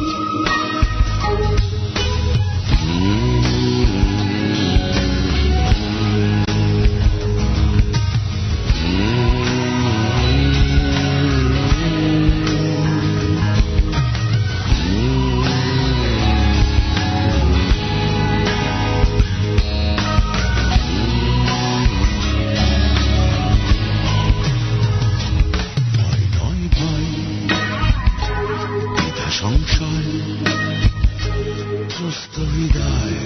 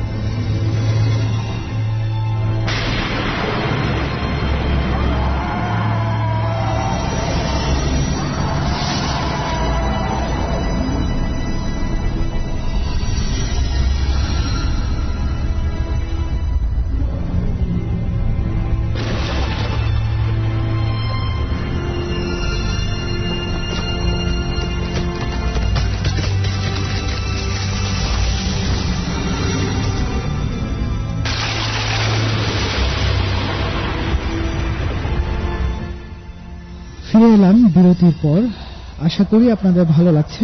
আপনারা শুনছেন হন্টেড আওয়ার, সাথে আছি আমি অভি, আছে মাহাদি, আছে বিভ্রান্ত, আর আছেন আজকের অতিথিরা। প্রথম অতিথি বললেন ওনার ঘটনা, ওনার এক্সপিরিয়েন্স, আমরা ওনার সাথে আবার কথা বলবো। আর আমাদের সাথে এখন আছেন আমাদের দ্বিতীয় অতিথি, শুনবো ওনার গল্প। অদেখা, অজানা আর অভাবনীয় ব্যাপারে আমাদের আগ্রহের কিন্তু আসলেই শেষ নেই। ভয় পেতে ভালো লাগে আমাদের সবারই কম বেশি, ঠিক যেমন ভালো লাগে আমাদের হাসতে, যেমন ভালো লাগে আমাদের কাঁদতে। আর তাই ভয়ের মাধ্যমে আপনাদের মজা দেওয়ার জন্য হন্টেড আওয়ার আপনাদের সাথে আছে আর থাকবে যতদিন আপনারা চাইবেন। আপনারা চাইলে আপনাদের অনুভূতি, আপনাদের প্রশ্ন, আপনাদের মন্তব্য আমাদেরকে মেসেজ করে জানাতে পারেন। আর মেসেজ করতে হলে রেডিও হুইচের মেইন সাইডে দেখুন সেন্ড মেসেজ টু আরজে নামে একটি ট্যাব রয়েছে, যে ট্যাবে ক্লিক করলে ছোট্ট একটি মেসেঞ্জার উইন্ডো ওপেন হবে, যেখানে প্রথমে আপনার নাম লিখুন, নামের পাশে স্পেস, আন্ডারস্কোর অথবা ব্র্যাকেট দিয়ে লিখে ফেলুন আপনার এরিয়ার নাম, আর তারপর ইমেল অ্যাড্রেস দিয়ে কন্টিনিউ বাটনে চেপে ঝটপট একটু ওয়েট করুন। মেসেঞ্জারটি লোড হওয়ার পর আপনার মন্তব্য লিখে পাঠান। আর আপনারা চাইলে আমাদের ফেসবুক ফ্যান পেজে ইনবক্স করতে পারেন, বিশেষ করে যারা মোবাইল থেকে শুনছেন। আর আমাদের ফেসবুক ফ্যান পেজে ইনবক্স করতে হলে যা করতে হবে তা হলো আমাদের ফেসবুক ফ্যান পেজে জয়েন করতে হবে, এবং রেডিও হুইচের ফেসবুক ফ্যান পেজ হচ্ছে www.facebook.com/hoichoi-radio, HOICHOIRADIO। আপনারা চাইলে হন্টেড আওয়ার ফেসবুক ফ্যান পেজেও জয়েন করতে পারেন। Haunted Hour Facebook fan page হচ্ছে facebook.com/haunted hour, HAUNTEDHOUR। Haunted Hour লিখে সার্চ করলে আপনারা আমাদের ফ্যান পেজ পাবেন। আর আপনারা যদি কেউ গেস্ট হতে চান অথবা ঘটনা বলতে চান, আপনারা সরাসরি আমাদের স্টুডিওতে আসতে পারবেন, অথবা পৃথিবীর যে কোনো প্রান্ত থেকে স্কাইপের মাধ্যমে আপনারা আপনাদের সরাসরি আপনাদের ঘটনা, আপনাদের এক্সপিরিয়েন্স অথবা আপনাদের জানা যে কোনো ঘটনা আপনারা আপনাদের সাথে শেয়ার করতে পারেন। আর তার জন্য যা করতে হবে তাহলে আমাদেরকে ইমেল করতে হবে। আমাদেরকে ইমেল করবেন যেই ঠিকানায় তা আমি আগে বলছি, haunted@radiohoichoi.com, HAUNTEDHOUR@radiohoichoi.com। আপনারা যদি সরাসরি অতিথি হতে চান, মানে আমাদের স্টুডিওতে আসতে চান, তাহলে জাস্ট আপনার নাম, ঠিকানা এবং মোবাইল নাম্বার লিখে পাঠান, আমরা আপনাদের সাথে যোগাযোগ করব। অথবা আপনি লিখে যদি ঘটনা আকারে আমাদেরকে লিখে পাঠাতে চান, তাহলে MS ওয়ার্ড ফাইলে লিখে আমাদেরকে অ্যাটাচ করে পাঠিয়ে দিতে পারেন। মোবাইলে বা কম্পিউটারে আপনার ভয়েসটা রেকর্ড করে তাই অ্যাটাচ করে পাঠাতে, অথবা স্কাইপে যদি জয়েন করতে চান তাহলেও আপনার নাম, ঠিকানা লিখে স্কাইপ অ্যাড্রেসটা দিয়ে আমাদেরকে পাঠিয়ে দিন, আমরা আপনাদের সাথে যোগাযোগ করব। আর আমরা দেরি না করে আমাদের দ্বিতীয় অতিথির সাথে কথা বলি। ওকে, আমাদের দ্বিতীয় অতিথি আমাদের সাথে আছেন। আপনি ভাইয়া আপনার নামটা বলুন প্রথমে। আমি মোহাম্মদ আব্দুল আলিম। আচ্ছা, আপনি কোথায় থাকেন, কি করছেন? আমি ঢাকা কলেজে আছি, অনার্স থার্ড ইয়ারে, সাবজেক্ট জুওলজি। আচ্ছা, থাকি ধানমন্ডি, জিগাতলা। ওকে, আপনার ঘটনা, আমরা আপনার মতো করে আপনি ঘটনা বলুন। আমি যে ঘটনাটা বলবো এটা 2009 সালের জুন মাসের 20 তারিখের দিকে ঘটনাটা। আচ্ছা, তো ঘটনাটা বলার প্রথমে আমি একটা কথা বলতে চাচ্ছি। আমি একজন খুব ভীত মানুষ, তারপরেও মানে ঘটনাটা ঘটছে এমন ভীত যে আমি যখন ক্লাস 10-এ পড়তাম তখন পর্যন্ত আমার আব্বু কিংবা আম্মু আমার পাশে না থাকলে আমি পড়তে পারতাম না, মানে এক রুমে একা থাকতে পারতাম না, এমন ভীত। তারপরেও একটা ঘটনা, তো ঘটনাটা আমার আপন ভাই, আমার থেকে 4 বছরের বড়, সেই ভাইকে নিয়ে ঘটনা। আর আমাদের গ্রামটা বেশ বড়, গ্রামের ভিতর দিয়ে একটা নদী বয়ে গেছে। তো 2009 সালে জুন মাসের দিকে সাধারণত বৃষ্টি হচ্ছিল। বৃষ্টির দিনে আমাদের নদীতে খুব মাছ, তো সবাই চেষ্টা করে ওই মাছ ধরার জন্য। তো আমার ভাই বলল যে আলিম চল মাছ ধরি, আজকে বৃষ্টি হয়েছে, আজকে খুব মাছ পাবো। তো আমি তো খুব ভীতু, তো আমার আম্মু বলল না তোর যাওয়ার দরকার নেই, তুই অন্য কারোর সাথে নিয়ে যা। তো আমার ভাইয়ের ফ্রেন্ডকে সাথে সাধারণত মাছ ধরতে যাই। ওই দিন আমার ভাইয়ের ফ্রেন্ড বাসায় ছিল না, তো বলছে না তোরই যাওয়া লাগবে, আর কেউ পাচ্ছি না, তোকে সাথে যাওয়া লাগবে। তো আমি আম্মু বললাম আম্মু যাই, আজকে সমস্যা নেই, মাছ ধরতে মোটামুটি ভালো লাগে, আমি যাই সাথে। তো গেলাম। আমাদের সাথে ছিল একটা পাতিল মাছ রাখার জন্য, পাতিলটা বেশ বড়। তো প্রথমে মাছ ধরা শুরু করলাম আমরা। আমাদের নদীর এপার থেকে, অর্থাৎ আমাদের বাসা যেদিকে সেদিক থেকে প্রথমে নদীটা যেদিকে পথ, ওখান থেকে মাছ ধরা শুরু করলাম। আচ্ছা, তো মাছ ধরার প্রথমে আমার ভাই এবং আমি 4টে মাছ তুললাম। 4টে মাছের ওজন সাধারণত 2 কেজি হবে। মাছ তুলে পাতিলে রাখলাম, পাতিলে ঢাকা ছিল। আচ্ছা, মাছ কি উপর থেকে তুলছিলেন নাকি একদম নিচ থেকে আমরা নেট জাল থেকে তুলছিলাম, পানির ভিতর থেকে। আচ্ছা, তো পরবর্তীতে আবার এমন করে জাল তুলছি, মাছ হয় অল্প। এভাবে প্রায় 1 ঘন্টা মাছ ধরার পর, 1 ঘন্টা সাধারণত আমরা 5 থেকে 6 কেজি মাছ পাওয়ার কথা। তো সেখানে আমি হঠাৎ করে পাতিলের দিকে তাকিয়ে দেখি যে মাছ একটাও নাই। তো আমার মনে একটা সন্দেহ জাগছে, মাছ কোথায় যাচ্ছে। তো আমি ভাবছি যে মাছ কোথায় যাচ্ছে, মাছ পাতিলে নাই, তাহলে গেল কোথায়। আমি ভাবছি লাফ দিয়ে হয়তো পড়েছে, পাতিল থেকে লাফ দিয়ে পানির ভিতর পড়েছে, কিন্তু পাতিলটা ঢাকা। আমার মনে বারবার একটা প্রশ্ন জাগছে, তাহলে মাছ যাচ্ছে কোথায়। আমি আমার ভাইয়ের সাথে কিছু বলি নাই প্রথমে। তো ভাই এবং আমি আবারও মাছ ধরা শুরু করছি। মাছ পাতিলে রাখছি, কিন্তু মাছ নাই। কিছুক্ষণ পর আমার ভাইকে বললাম, ভাইয়া মাছ তো নাই, পাতিলে যেগুলো রাখছিলাম একটা মাছও নাই, এর কারণটা কি। আমার ভাই বললো, হয়তো লাফ দিয়ে পানিতে পড়ছে, তুই ভালো করে ঢাকিস না, হয়তো পাতিলটা পানিতে পড়ে যেতে পারে, ভালো করে ঢেকে রাখ, এবার দেখবে আর পড়বে না, ভালো করে ঢেকে রাখ। তো আমি সেভাবে সাবধানে পাতিলটা ঢেকে আমার সাথে করে পাতিলটা নিয়ে আসছি। তো আবারও মাছ রাখছি। কিছুক্ষণ পরে আবারও মাছ পাচ্ছি না। প্রায় 5 মিনিট পর পর আমি পাতিলটার দিকে লক্ষ্য করছি, তাকিয়ে দেখছি মাছটা আসলে যাচ্ছে কোথায়, কিন্তু মাছ যাওয়ার যে কোনো উৎস সেটা আমি খুঁজে পাচ্ছি না। এবং লাফ দিয়ে যে মাছ পানিতে পড়বে সেটা আমি বুঝতে পারছি না আসলে মাছ কিভাবে পানিতে পড়ছে, কি কোথায় যাচ্ছে, কে নিচ্ছে, আমাদের আশেপাশে কেউ নাই। আর তখন রাত ঠিক 2টার দিকে আমরা মাছ ধরছি। তো নদীতে কেউ নাই যে এমন কেউ মাছ নিয়ে নেবে, কিংবা মানে মাছ পাতিল থেকে চলে যাওয়ার কোনো উৎস আমার মাথায় আসছে না। তারপরে আবার আমি ভাইয়াকে বলছি, ভাই আসলে মাছ যেটাই রাখছি একটাও তো পাচ্ছি না, একটু আগে যেটা রাখছি সেটাও নাই। তো না, ভাইয়া বলছে, আসলে তাহলে কি হচ্ছে মাছ, তুই হয়তো কিছু করছিস। ভাইয়া শুধু আমারই দোষ দিচ্ছে। তো ভাইয়া বলছে, ঠিক আছে তাহলে নদীর ওপারে চল, ওপারে যেয়ে দেখি, ওপারে হয়তো ভালো মাছ পাবো। তো আমরা 2 ভাই সাঁতরায় ওপারে গেছি। ওপারে যেখানে মাছ ধরছি ওখানে বেশ অনেকগুলো গাছ, এবং ওখানে একটা গাছ ছিল বেশ পুরাতন, একটা বট গাছ ছিল। সে বট গাছের নিচে একটু আগাছা বেশি, শ্যাওলা, কচুরিপানা এগুলো বেশি।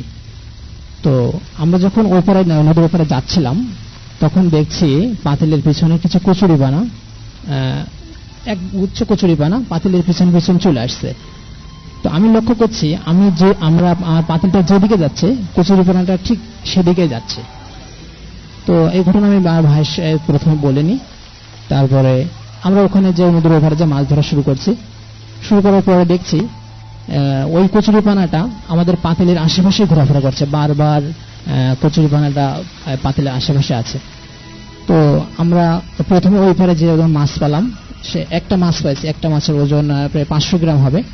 তো একটা মাছই রাখছি পাতিলে। আমি মানে এবার দেখছি মাছটা কোথায় যায়, খুব খেয়াল করে দেখছি। মাছটা পাতিলে রেখে সুন্দরভাবে ঢেকে রাখছি। তো কিছুক্ষণ পর দেখছি মাছটা নাই, পাতিল উঁচু করে দেখছি মাছটা নাই, পাতিল খালি। তো আমি আমার মনে খুব মানে একটা চিন্তা যে আসলে মাছটা কোথায় যাচ্ছে। আমি ভাবতে পারছি না যে আসলে পাতিল ঢাকা, ভিতরে এমন কিছু নাই যে পাতিল ছিদ্র নাই যে মাছ পড়ে যাচ্ছে পানিতে, আবার লাফ দিয়ে পড়ার কোনো সিস্টেম নাই। মানে মাথা থেকে আমার কখনো যাচ্ছে না যে এতগুলো মাছ ধরলাম, নদীর এপারে আসলাম, এটাও থাকছে না।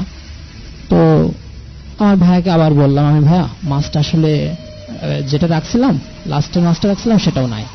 আমার ভাইয়া বলছে, আছে হয়তো, তো এই লাভটা পড়ছে, তুই ভালো করে দেখ, খেয়াল করে রাখ, পাতিল হাতে রাখ, হাতে ধরে রাখ। ভাই শুধু আমারই দোষ দিচ্ছে আর কি, বলছে যে তোর কারণে মাছ চলে যাচ্ছে, পাতিল ভালো করে ধরে রাখ। তো আবার মাছ ধরা শুরু করছি, মাছ পাচ্ছি, নদীর ওই পারে চলে বেশি মাছ পাচ্ছি এবং পাতিলে রাখছি, তারপরেও মাছ নাই। তো আমি ভাইয়ের বলছি, ভাইয়া আসলে আমি পাতিলটা নিয়ে উপরে যাই, মাছ কোথায় যাচ্ছে দেখি। বলছে ঠিক আছে, আমি পানির ভিতরে থাকছি, তুই উপরে যে দাঁড়া পাতিলটা নিয়ে। আমি মাছটা একটা নিয়ে পাতিল উপরে দাঁড়াইছি, পানির উপরে ডাঙাইছে দাঁড়াইছি। তো দেখছি ওই যে একগুচ্ছ কচুরিপানা, ওইটা কিন্তু একদম মানে আমি যে ডাঙায় উঠে যাচ্ছে পাতিল নিয়ে, একদম আমার পিছু পিছু আমার পায়ে লেগে যাচ্ছে কচুরিপানাটা, যে একেবারে নদীর কিনারায় আমি যেখানে দাঁড়িয়ে আছি ঠিক ওখানে যে অবস্থান করছে। তারপরে আমি ভাইয়া মাছ ধরছে, আমি নদীর ওপারে দাঁড়িয়ে শুধু দেখছি আশেপাশে কেউ আছে কিনা দেখছি। তো রাতটা ছিল ভরা পূর্ণিমা। তো ওখানে যে বট গাছটা ছিল, বট গাছের দিকে একবার তাকাইছি, একবার তাকিয়ে দেখি একটা মেয়ে গাছের উপরে মানে একটা ডালে একটা মেয়ে আমার দিকে তাকিয়ে হাসছে।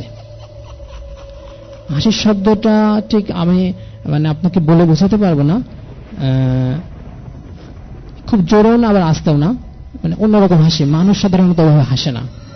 তো আমি দেখে আমি ভাবছি আমার ভাইকে বলবো, কিন্তু আবার ভাবছি না হয়তো অন্য হবে, কোনো সমস্যা হবে, ভাইকে বললে আর বলছি না। আপনার ভাই শুনছিল না?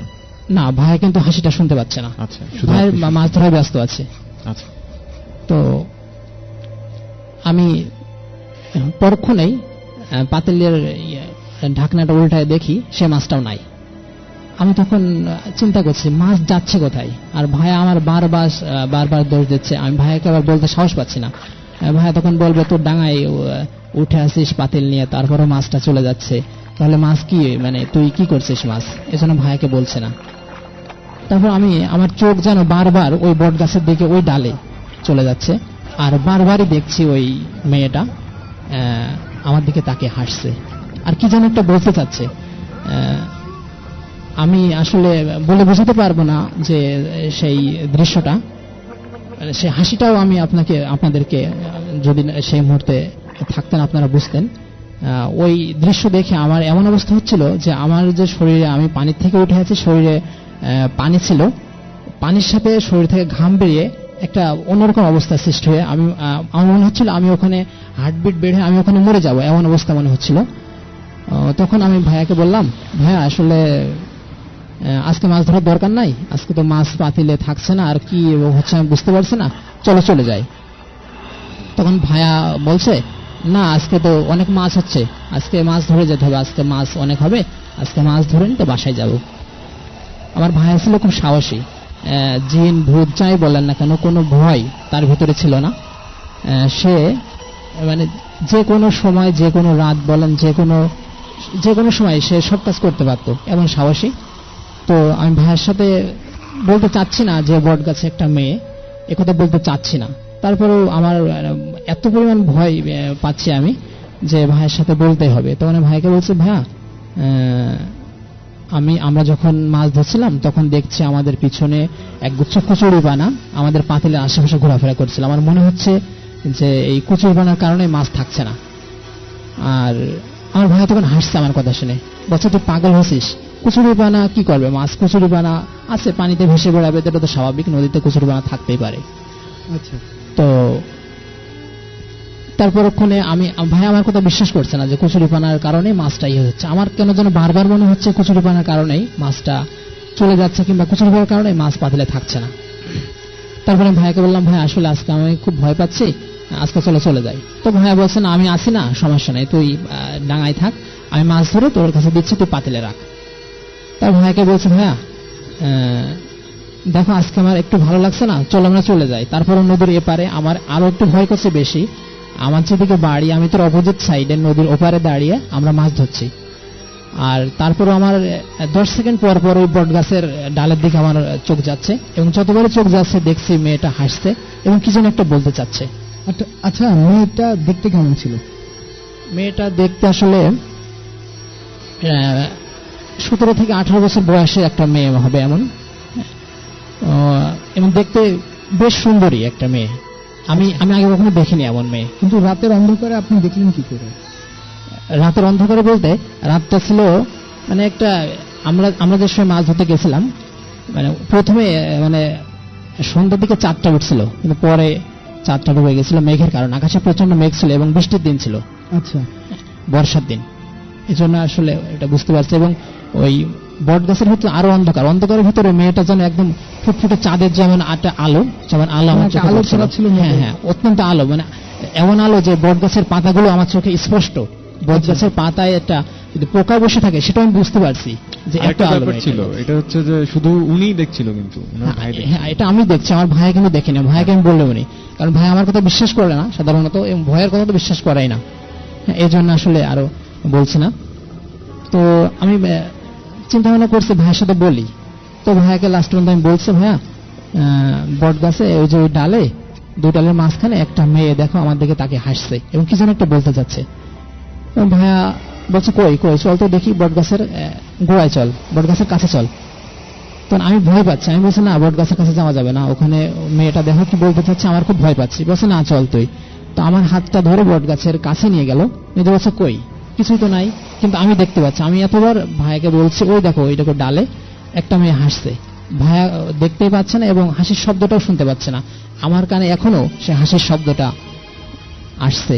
মানে এটা কি নরমাল আমরা যেভাবে হাসি না, তেমন আমরা হাসি? যেমন হাসি এমন না, আমি বলে বোঝাতে পারবো না আসলে হাসিটা কেমন। আচ্ছা, বেশি উচ্চ স্বরেও না, মানে আবার অন্য একটা শব্দ, তবে হাসছে এটা বোঝা যাচ্ছে।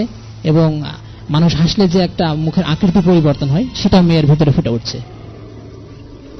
তো ভাইয়া বলছে না কিছু নাই, তুই এখানে দাঁড়া, তুই ভয় পাস না, আমি আছি, আমি মাছ ধরছি, তুই মাছ রাখ।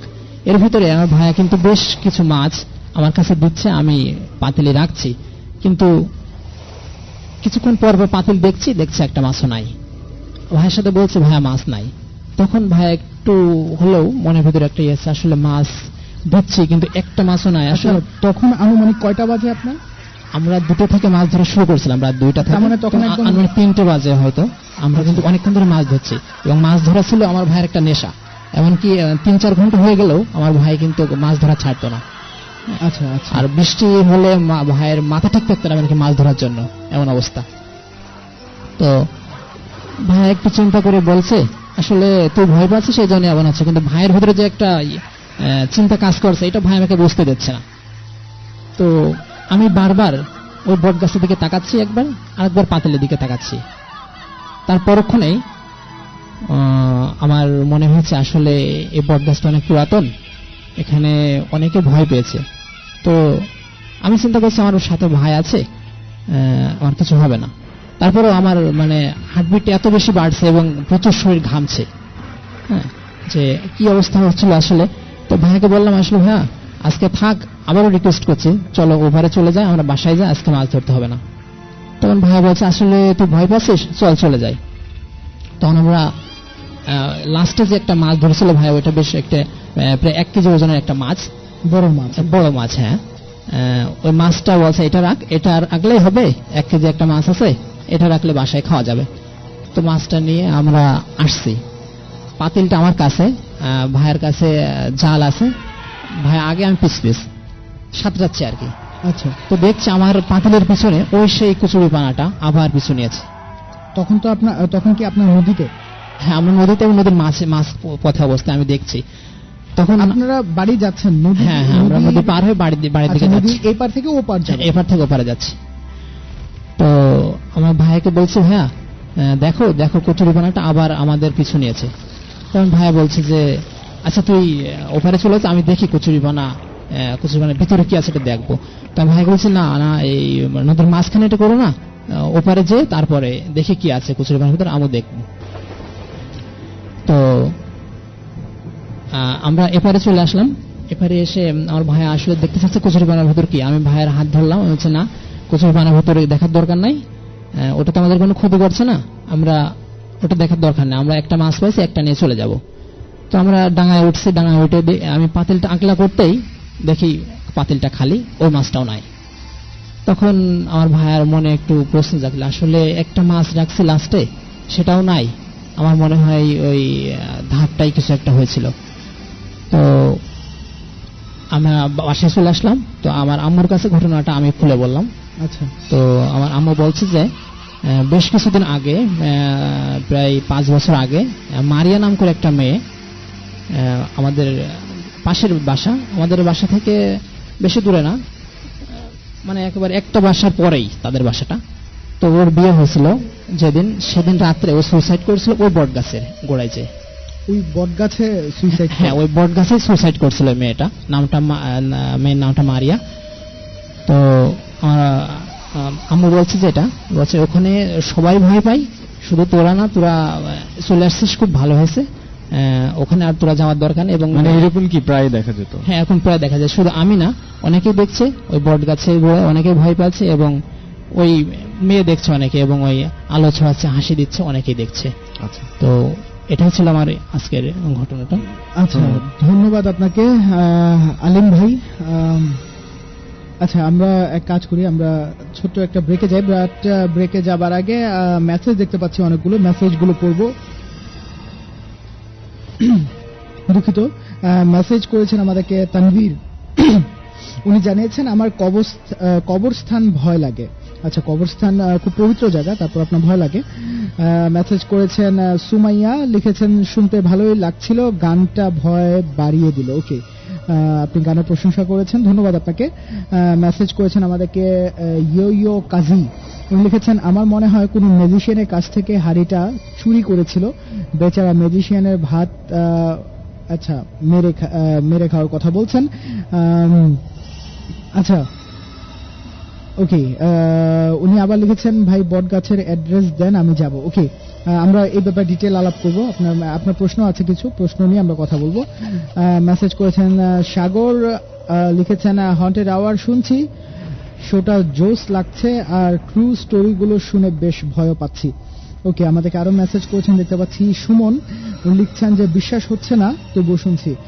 ধন্যবাদ আপনাকে। আর বিশ্বাস না হবার কিছু কারণ তো অবশ্যই আছে, আমরা সেটা বের করার চেষ্টা করব। আমরা একটা ছোট্ট গানের ব্রেকে যাব, ব্রেকের পর আবার ফিরে আসবো এবং তখন কথা বলবো যে এই ঘটনাগুলো নিয়ে আমাদের লিসনারদের সাথে, এবং আপনাদের প্রশ্নগুলো আমরা তাদেরকে করব, দেখি তারা কি উত্তর দেয়।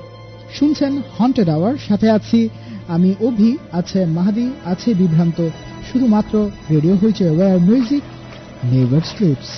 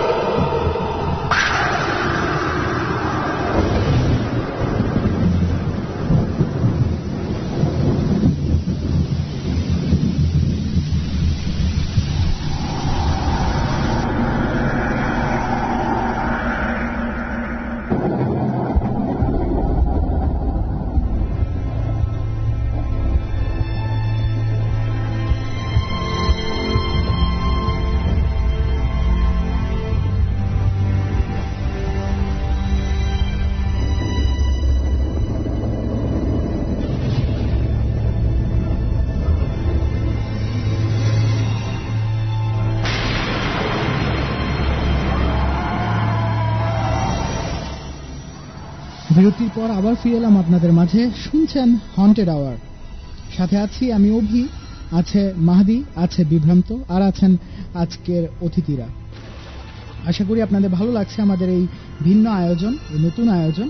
অনেকে মেসেজ করছেন দেখতে পাচ্ছি, এবং আপনি যদি চান তাহলে মেসেজ করতে পারেন। আর মেসেজ করতে হলে যা করতে হবে তা হলো রেডিও হুইচের মেইন সাইডে দেখুন সেন্ড মেসেজ টু আরজে নামে একটি ট্যাব রয়েছে, যে ট্যাবে ক্লিক করলেই ছোট্ট একটি মেসেঞ্জার উইন্ডো ওপেন হবে, যেখানে প্রথমে আপনার নাম লিখুন, নামের পাশে স্পেস আন্ডারস্কোর অথবা ব্র্যাকেট দিয়ে লিখে ফেলুন আপনার এরিয়ার নাম, তারপর ইমেল অ্যাড্রেস দিয়ে কন্টিনিউ বাটনে চেপে অল্প একটু সময় অপেক্ষা করুন। মেসেঞ্জারটি লোড হওয়ার পর লিখে ফেলুন আপনার যে কোনো মন্তব্য, যে কোনো প্রশ্ন, আর আপনার যে কোনো ভালো লাগা, আর না ভালো লাগাও লিখতে পারেন, কোনো সমস্যা নেই। আমরাই মোটিভেটেড হব, আমরাই আরো ভালো কাজ করার পেছনে অনুপ্রাণিত হব। আর দেখতে পাচ্ছি অনেক মেসেজ আছে। আচ্ছা, আরেকটা কথা বলি, সেটা হলো আপনারা যদি মোবাইল থেকে যারা শুনছেন তারা আমাদের ফেসবুক ফ্যান পেজে ইনবক্স করতে পারেন, হন্টেড আওয়ার পেজেও পারেন। আর আমাদের ফেসবুক ফ্যান পেজ হচ্ছে www.facebook.com/hoichoiradio, which is HOICHOIRADIO। আর যারা চাচ্ছেন হন্টেড আওয়ার পেজ সম্বন্ধে জানতে, তাদেরকে বলছি হন্টেড আওয়ার পেজটি হচ্ছে facebook.com/hauntedhour, HAUNTEDHOUR।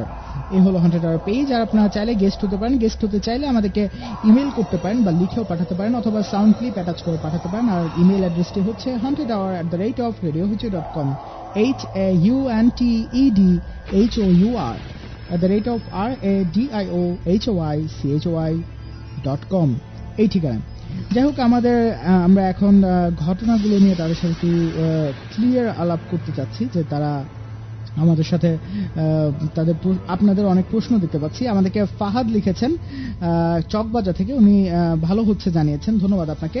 মেসেজ করেছেন আমাদেরকে কাজী, উনি আবার লিখেছেন, আচ্ছা উনি মানে বটগাছের অ্যাড্রেস চেয়েছিলেন এবং উনি মানে মেয়েটা দেখতে কেমন ছিল সেটাও জিজ্ঞেস করেছেন। ওকে, ইয়ো কাজী আরো লিখেছেন, ভাইয়া আমি ধানমন্ডি থেকে বলছি, একটা কাহিনী নানুর কাছ থেকে শোনা মনে পড়ে গেল। নানিদের বাড়ি বিক্রমপুরে, ওখানে ওনার বান্ধবী ছিল প্রিয়াঙ্কা নামে।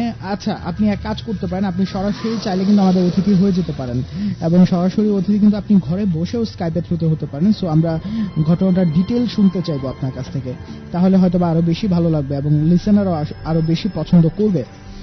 আর আমরা তাহলে বিভ্রান্ত, আমরা আমাদের গেস্টের অতিথির সাথে কথা বলি নাকি, অ্যানালাইজিং পার্টটা করতে? হ্যাঁ, শুরু করা যাক।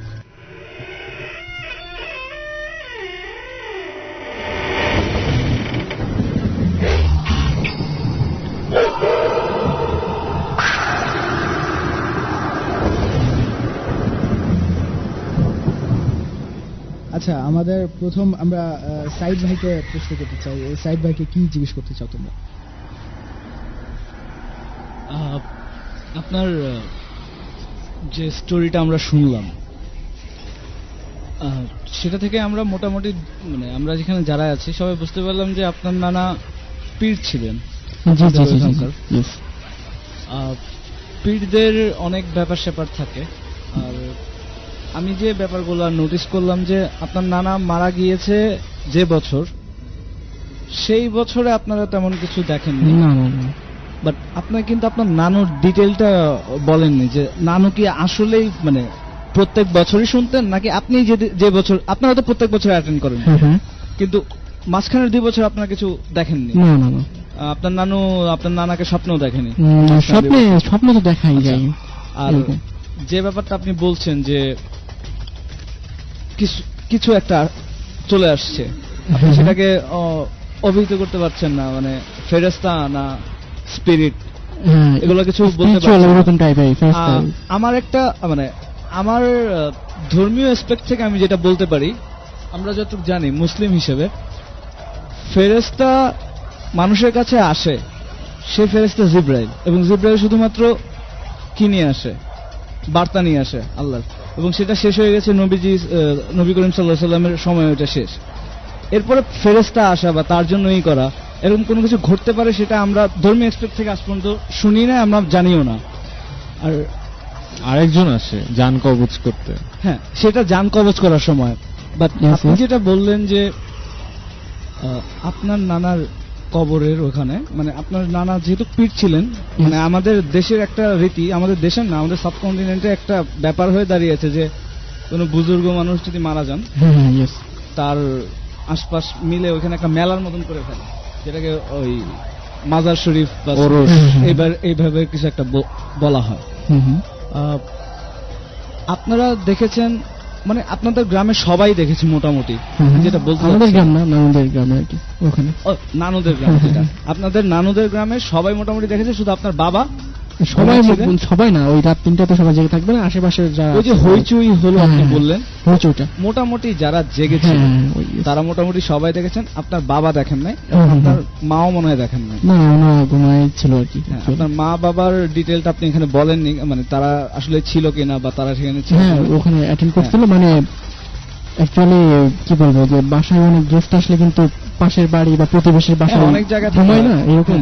কিন্তু এরকম একটা ঘটনা রাত 3টার সময় এরকম একটা গ্রামে এত হইচই, এত চিল্লাচিল্লি, মোটামুটি সবাই উঠে আসে। তো ওই দিক দিয়ে চিন্তা করলে আপনার বাবা আপনার মা ওইদিকে আসার মানে পসিবিলিটিটা 100% হতে পারে, হয়তো সেটা আপনাদের ওখানে হয়নি। উনি তো মনে হয় ওনার নানুর সাথে ঘুমান, এই জন্য। আর আমি যেটা বলি যে অনেক গেস্ট ছিল তো, মানে পাশে, মানে একটা পাশে মামা, মানে ওনার মামা হয় আর কি, ওনাদের বাসায় আম্মু ছিল। আর আমি বলে রাখি, আমি কিন্তু আগেই বলছি যে আমি কিন্তু অ্যাকচুয়ালি এগুলো বিশ্বাস করতাম না। তো আমার আব্বু এরকম, এগুলাতে তার কোনো নো ইন্টারেস্ট, এরকম টাইপের। তো ব্যাপারটা যেটা মানে এই ব্যাপারগুলো আমার কাছে অপ্রাসঙ্গ, মানে একটু খটকা লাগলো যে হ্যাঁ। আপনার বাবা যেহেতু করে নাই বা আরো যারা আছেন উনি পরে গেছে বা ওই আমার সময় কাছে যে ব্যাপারটা সবচেয়ে ইন্টারেস্টিং লাগলো সেটা হলো আলোর ব্যাপারটা। হ্যাঁ। আহ, সময়টা কি চৈত্র মাস তো গরম ছিল, আকাশে চাঁদ ছিল না, না না না অন্ধকার। অন্ধকার ছিল। আচ্ছা, অন্ধকার ছিল। তো সেই সময়ে একটা আলো, যেটা আপনার ফার্স্টে মনে করেছিলেন ওই পুলিশের গাড়ির হেডলাইট, আপনার অনেকটা বিম লাইটের মতন ছিল। এই জিনিসটা একটু আমার কাছে ইন্টারেস্টিং লাগলো, কারণ হঠাৎ এরকম আলো মাঠের মাঝখানে। মাহাদি একটু মাইকের সামনে বলতে হবে। আর আপনার ওই জায়গাটা মানে মাঠ অথবা বাজার, সেটা কি মাঠের পাশে না বাজারের পাশে? ওই বাজারটা বা কবরটা, হ্যাঁ কবরটা অ্যাকচুয়ালি বাজারের পাশেও না, এটা মাঠে একটা মাঠই বলা যায়, বাজার থেকে দূরে হবে। বাট আপনি মানে কি বলবো, গ্রাম তো, রাস্তা তো মানে সোজা আর কি, বাসটা আলো মানে কোথাও আলো নাই। যদি আপনি দূরেও অনেক দূরে আলো দেখেন, কিন্তু সেটা কিন্তু আপনি দেখতে পারবেন বা আপনার চোখের দৃষ্টিগোচর হবে। তো ওইটা ওই রকম আর কি, অনেক বেশ দূরেই কিন্তু আলোটা দেখা যাচ্ছে আর কি, এরকম। এটার একটা ব্যাখ্যা এভাবে দাঁড় করানো যেতে পারে যে সামথিং স্পিরিচুয়াল তো হয়, তাই না? তো স্পিরিচুয়াল কিছু একটা সেখানে হয়তো বা হয়েছে। বাট আমার যে ব্যাপারগুলো একটু মানে, আমি আবারও ধর্মীয় ব্যাপার নিয়ে কথা বলতে যাচ্ছি, যেহেতু ব্যাপারটা আপনার মানে আপনার নানা যেহেতু একজন মানে বুজুর্গ লোক ছিলেন। আমাদের ধর্মে কিন্তু কারো কাছে মাথাটা ঝুঁকে দেওয়ার নিয়ম নাই। তো এই ব্যাপারগুলা চালু আছে, অনেক জায়গায় চালু আছে। এই ব্যাপারগুলো যখন করা হয় অন্যান্য দিকে, তখন কিন্তু এই মানে যাকে উদ্দেশ্য করে এটা করা হয়েছে তার কিন্তু মানে তার পরকালের জীবনে এক সমস্যা হতে পারে, মানে তার আযাব যেটা আমরা আর কি শুনেছি বা আমরা ধর্মীয় ভাবে জানতে পেরেছি। এই জিনিসগুলো আপনাদের ওখানে হয়, হয়তো এরকম হতে পারে যে এই জিনিসগুলো হয়তো বা মানে উপর থেকে পছন্দ হচ্ছে না, তো এই কারণে তাদেরকে জানানোর জন্য যে আসলে মানে এরকম করা ঠিক না। এইখানে আমি বলবো যে যে উনার নানার যে ইয়াটা ছিল যে ওরস হয়, এবং এইসব ব্যাপার আমি বিশ্বাস করি না। আজকাল যেসব হচ্ছে আর কি, এর মাজার ওর মাজার, আমি সেটাই বলছিলাম। হ্যাঁ, যে ব্যাপারগুলো, সো এটা নিয়ে যে ব্যাখ্যা দেওয়া যায়, মানে আমি জানি না কি কি হয়েছিল সেখানে, বাট আলো আসতেই পারে। যেহেতু গ্রামে ঘুটঘুটে অন্ধকার, সেখানে সামান্য কোনো আলো আমার মনে হয় যে অনেক বড় ইয়ে হতে পারে। কিন্তু আমি একটা ব্যাপার মানে আপনাকে বলি, সেটা হচ্ছে মোমবাতির ব্যাপারটা কি ছিল, আমি নিভে গেল আর কি, সেটা কি সেখানেই ছিল? ওইটা হ্যাঁ, ওইটা ছিল, পরেও ছিল। ব্যাপারটা ওইরকম, মোমবাতি কোথা থেকে, মাজারে যেটা হয় যে বিভিন্ন রকমের মোমবাতি, আগরবাতি, এগুলো আগরবাতি থাকে, মোমবাতি জ্বালায় রাখে, মানে আমাদের যেটা আমরা মানে ধর্মের নামে অধর্ম যেটা করা হচ্ছে। উনি তো বলছিল একটা মাঠ, না না না, সেখানে মোমবাতি, মাঠে মোমবাতি ছিল না, মোমবাতিটা ছিল হলো সরি আমি এই জায়গাটা মাজারের চারপাশে, মাজারের ভেতরে একটা ঘরের মতো, ঘরের ভেতরে তার কবরটা, ওখানে ঢুকতে হলে দরজা দিয়ে ঢুকতে হবে, একটা ঘরের মতো। তো সেইখানে মোমবাতিগুলো ছিল, এবং যেটা মানে আমাদের সাইদ ভাই বললেন যে জানালা ছিল, বাট জানালা বন্ধ ছিল। আচ্ছা, কিন্তু তারপরও মোমবাতিগুলো নিভে গেল। এবং মোমবাতিগুলো কোথা থেকে আসলো এটাও, আচ্ছা মোমবাতিগুলো কোথা থেকে আসছে এটাও জানা যায়। মোমবাতিগুলো এই জায়গাটাই মোমবাতিগুলোও কোথা থেকে আসলো, মানে মোমবাতি ওখানে অ্যাকচুয়ালি থাকে, ওখানে মোমবাতি আগরবাতি মানে স্টোর করা আছে, বা তখন জ্বালানো ছিল না, বা কারা ওখান থেকে নিয়ে কারা জ্বালাবে ওইটাও কেউ জানে না। ঠিক আছে, জ্বলছিল, আবার সেটা নিভেও গেল হঠাৎ করে, মানে পার্ট তিনটা একসাথে ঢোকার সাথে সাথে নিভলো, পরে আবার ওই যখন ইয়ে করছিলাম বা দোয়া বা মোনাজাত করছিলাম তখন নিভে গেল। ব্যাপারটা যেটা মানে বলতে চাচ্ছিলাম যে আউট অফ নোয়ার আলো মানে আসতেই পারে না, আউট অফ নোয়ার আলো মানে এটা কোনো জায়গা নাই যে ওইখানে এরকম হতো যে আপনাদের মাজারের ওই জায়গাটায় বড় বড় ফ্লাড লাইট আছে, তাহলে হয়তো বিশ্বাস করা যেত যে লাইট থেকে আলো, আউট অফ নোয়ার আলো আসতেছে। এবং শুধু তিনি না, মানে মোটামুটি তাদের ওখানে 50-60 জন মানুষের মতন মনে হয় দেখেছে।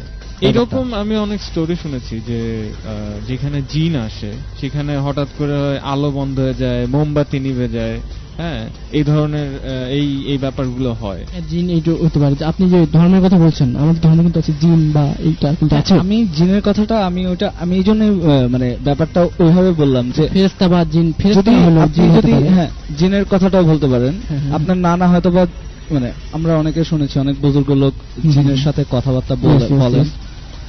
আপনার নানা হয়তো বা ওইরকম বুজুর্গ ছিলেন, তার সাথে হয়তো বা জিনদের মানে সম্পর্ক ছিল। জিন ফেরেশতা যাই বলেন সামথিং না, না, স্পিরিচুয়াল। জিন আর ফেরেশতা টোটালি আলাদা, হ্যাঁ। ব্যাপারগুলো সম্পূর্ণই আলাদা। আচ্ছা, ফেরেশতা না হলে যদি জিন হতে আপনি পারে। ফেরেশতার কথা বলেন সেটার ব্যাখ্যা আমি কিন্তু আপনাকে প্রথমেই দিয়ে হ্যাঁ, দিয়েছি। ঠিক আছে, মানে আমি বললাম সামথিং স্পিরিচুয়াল, নট ফেরেশতা। আর যদি আপনি জিনের কথাটা বলেন, জিন যদি কবরের দিকে জিন থাকে না, কবরটা একটা মানে পবিত্র জায়গা। না, এটা আমরা তো বলতে পারি না যে জিন থাকে না।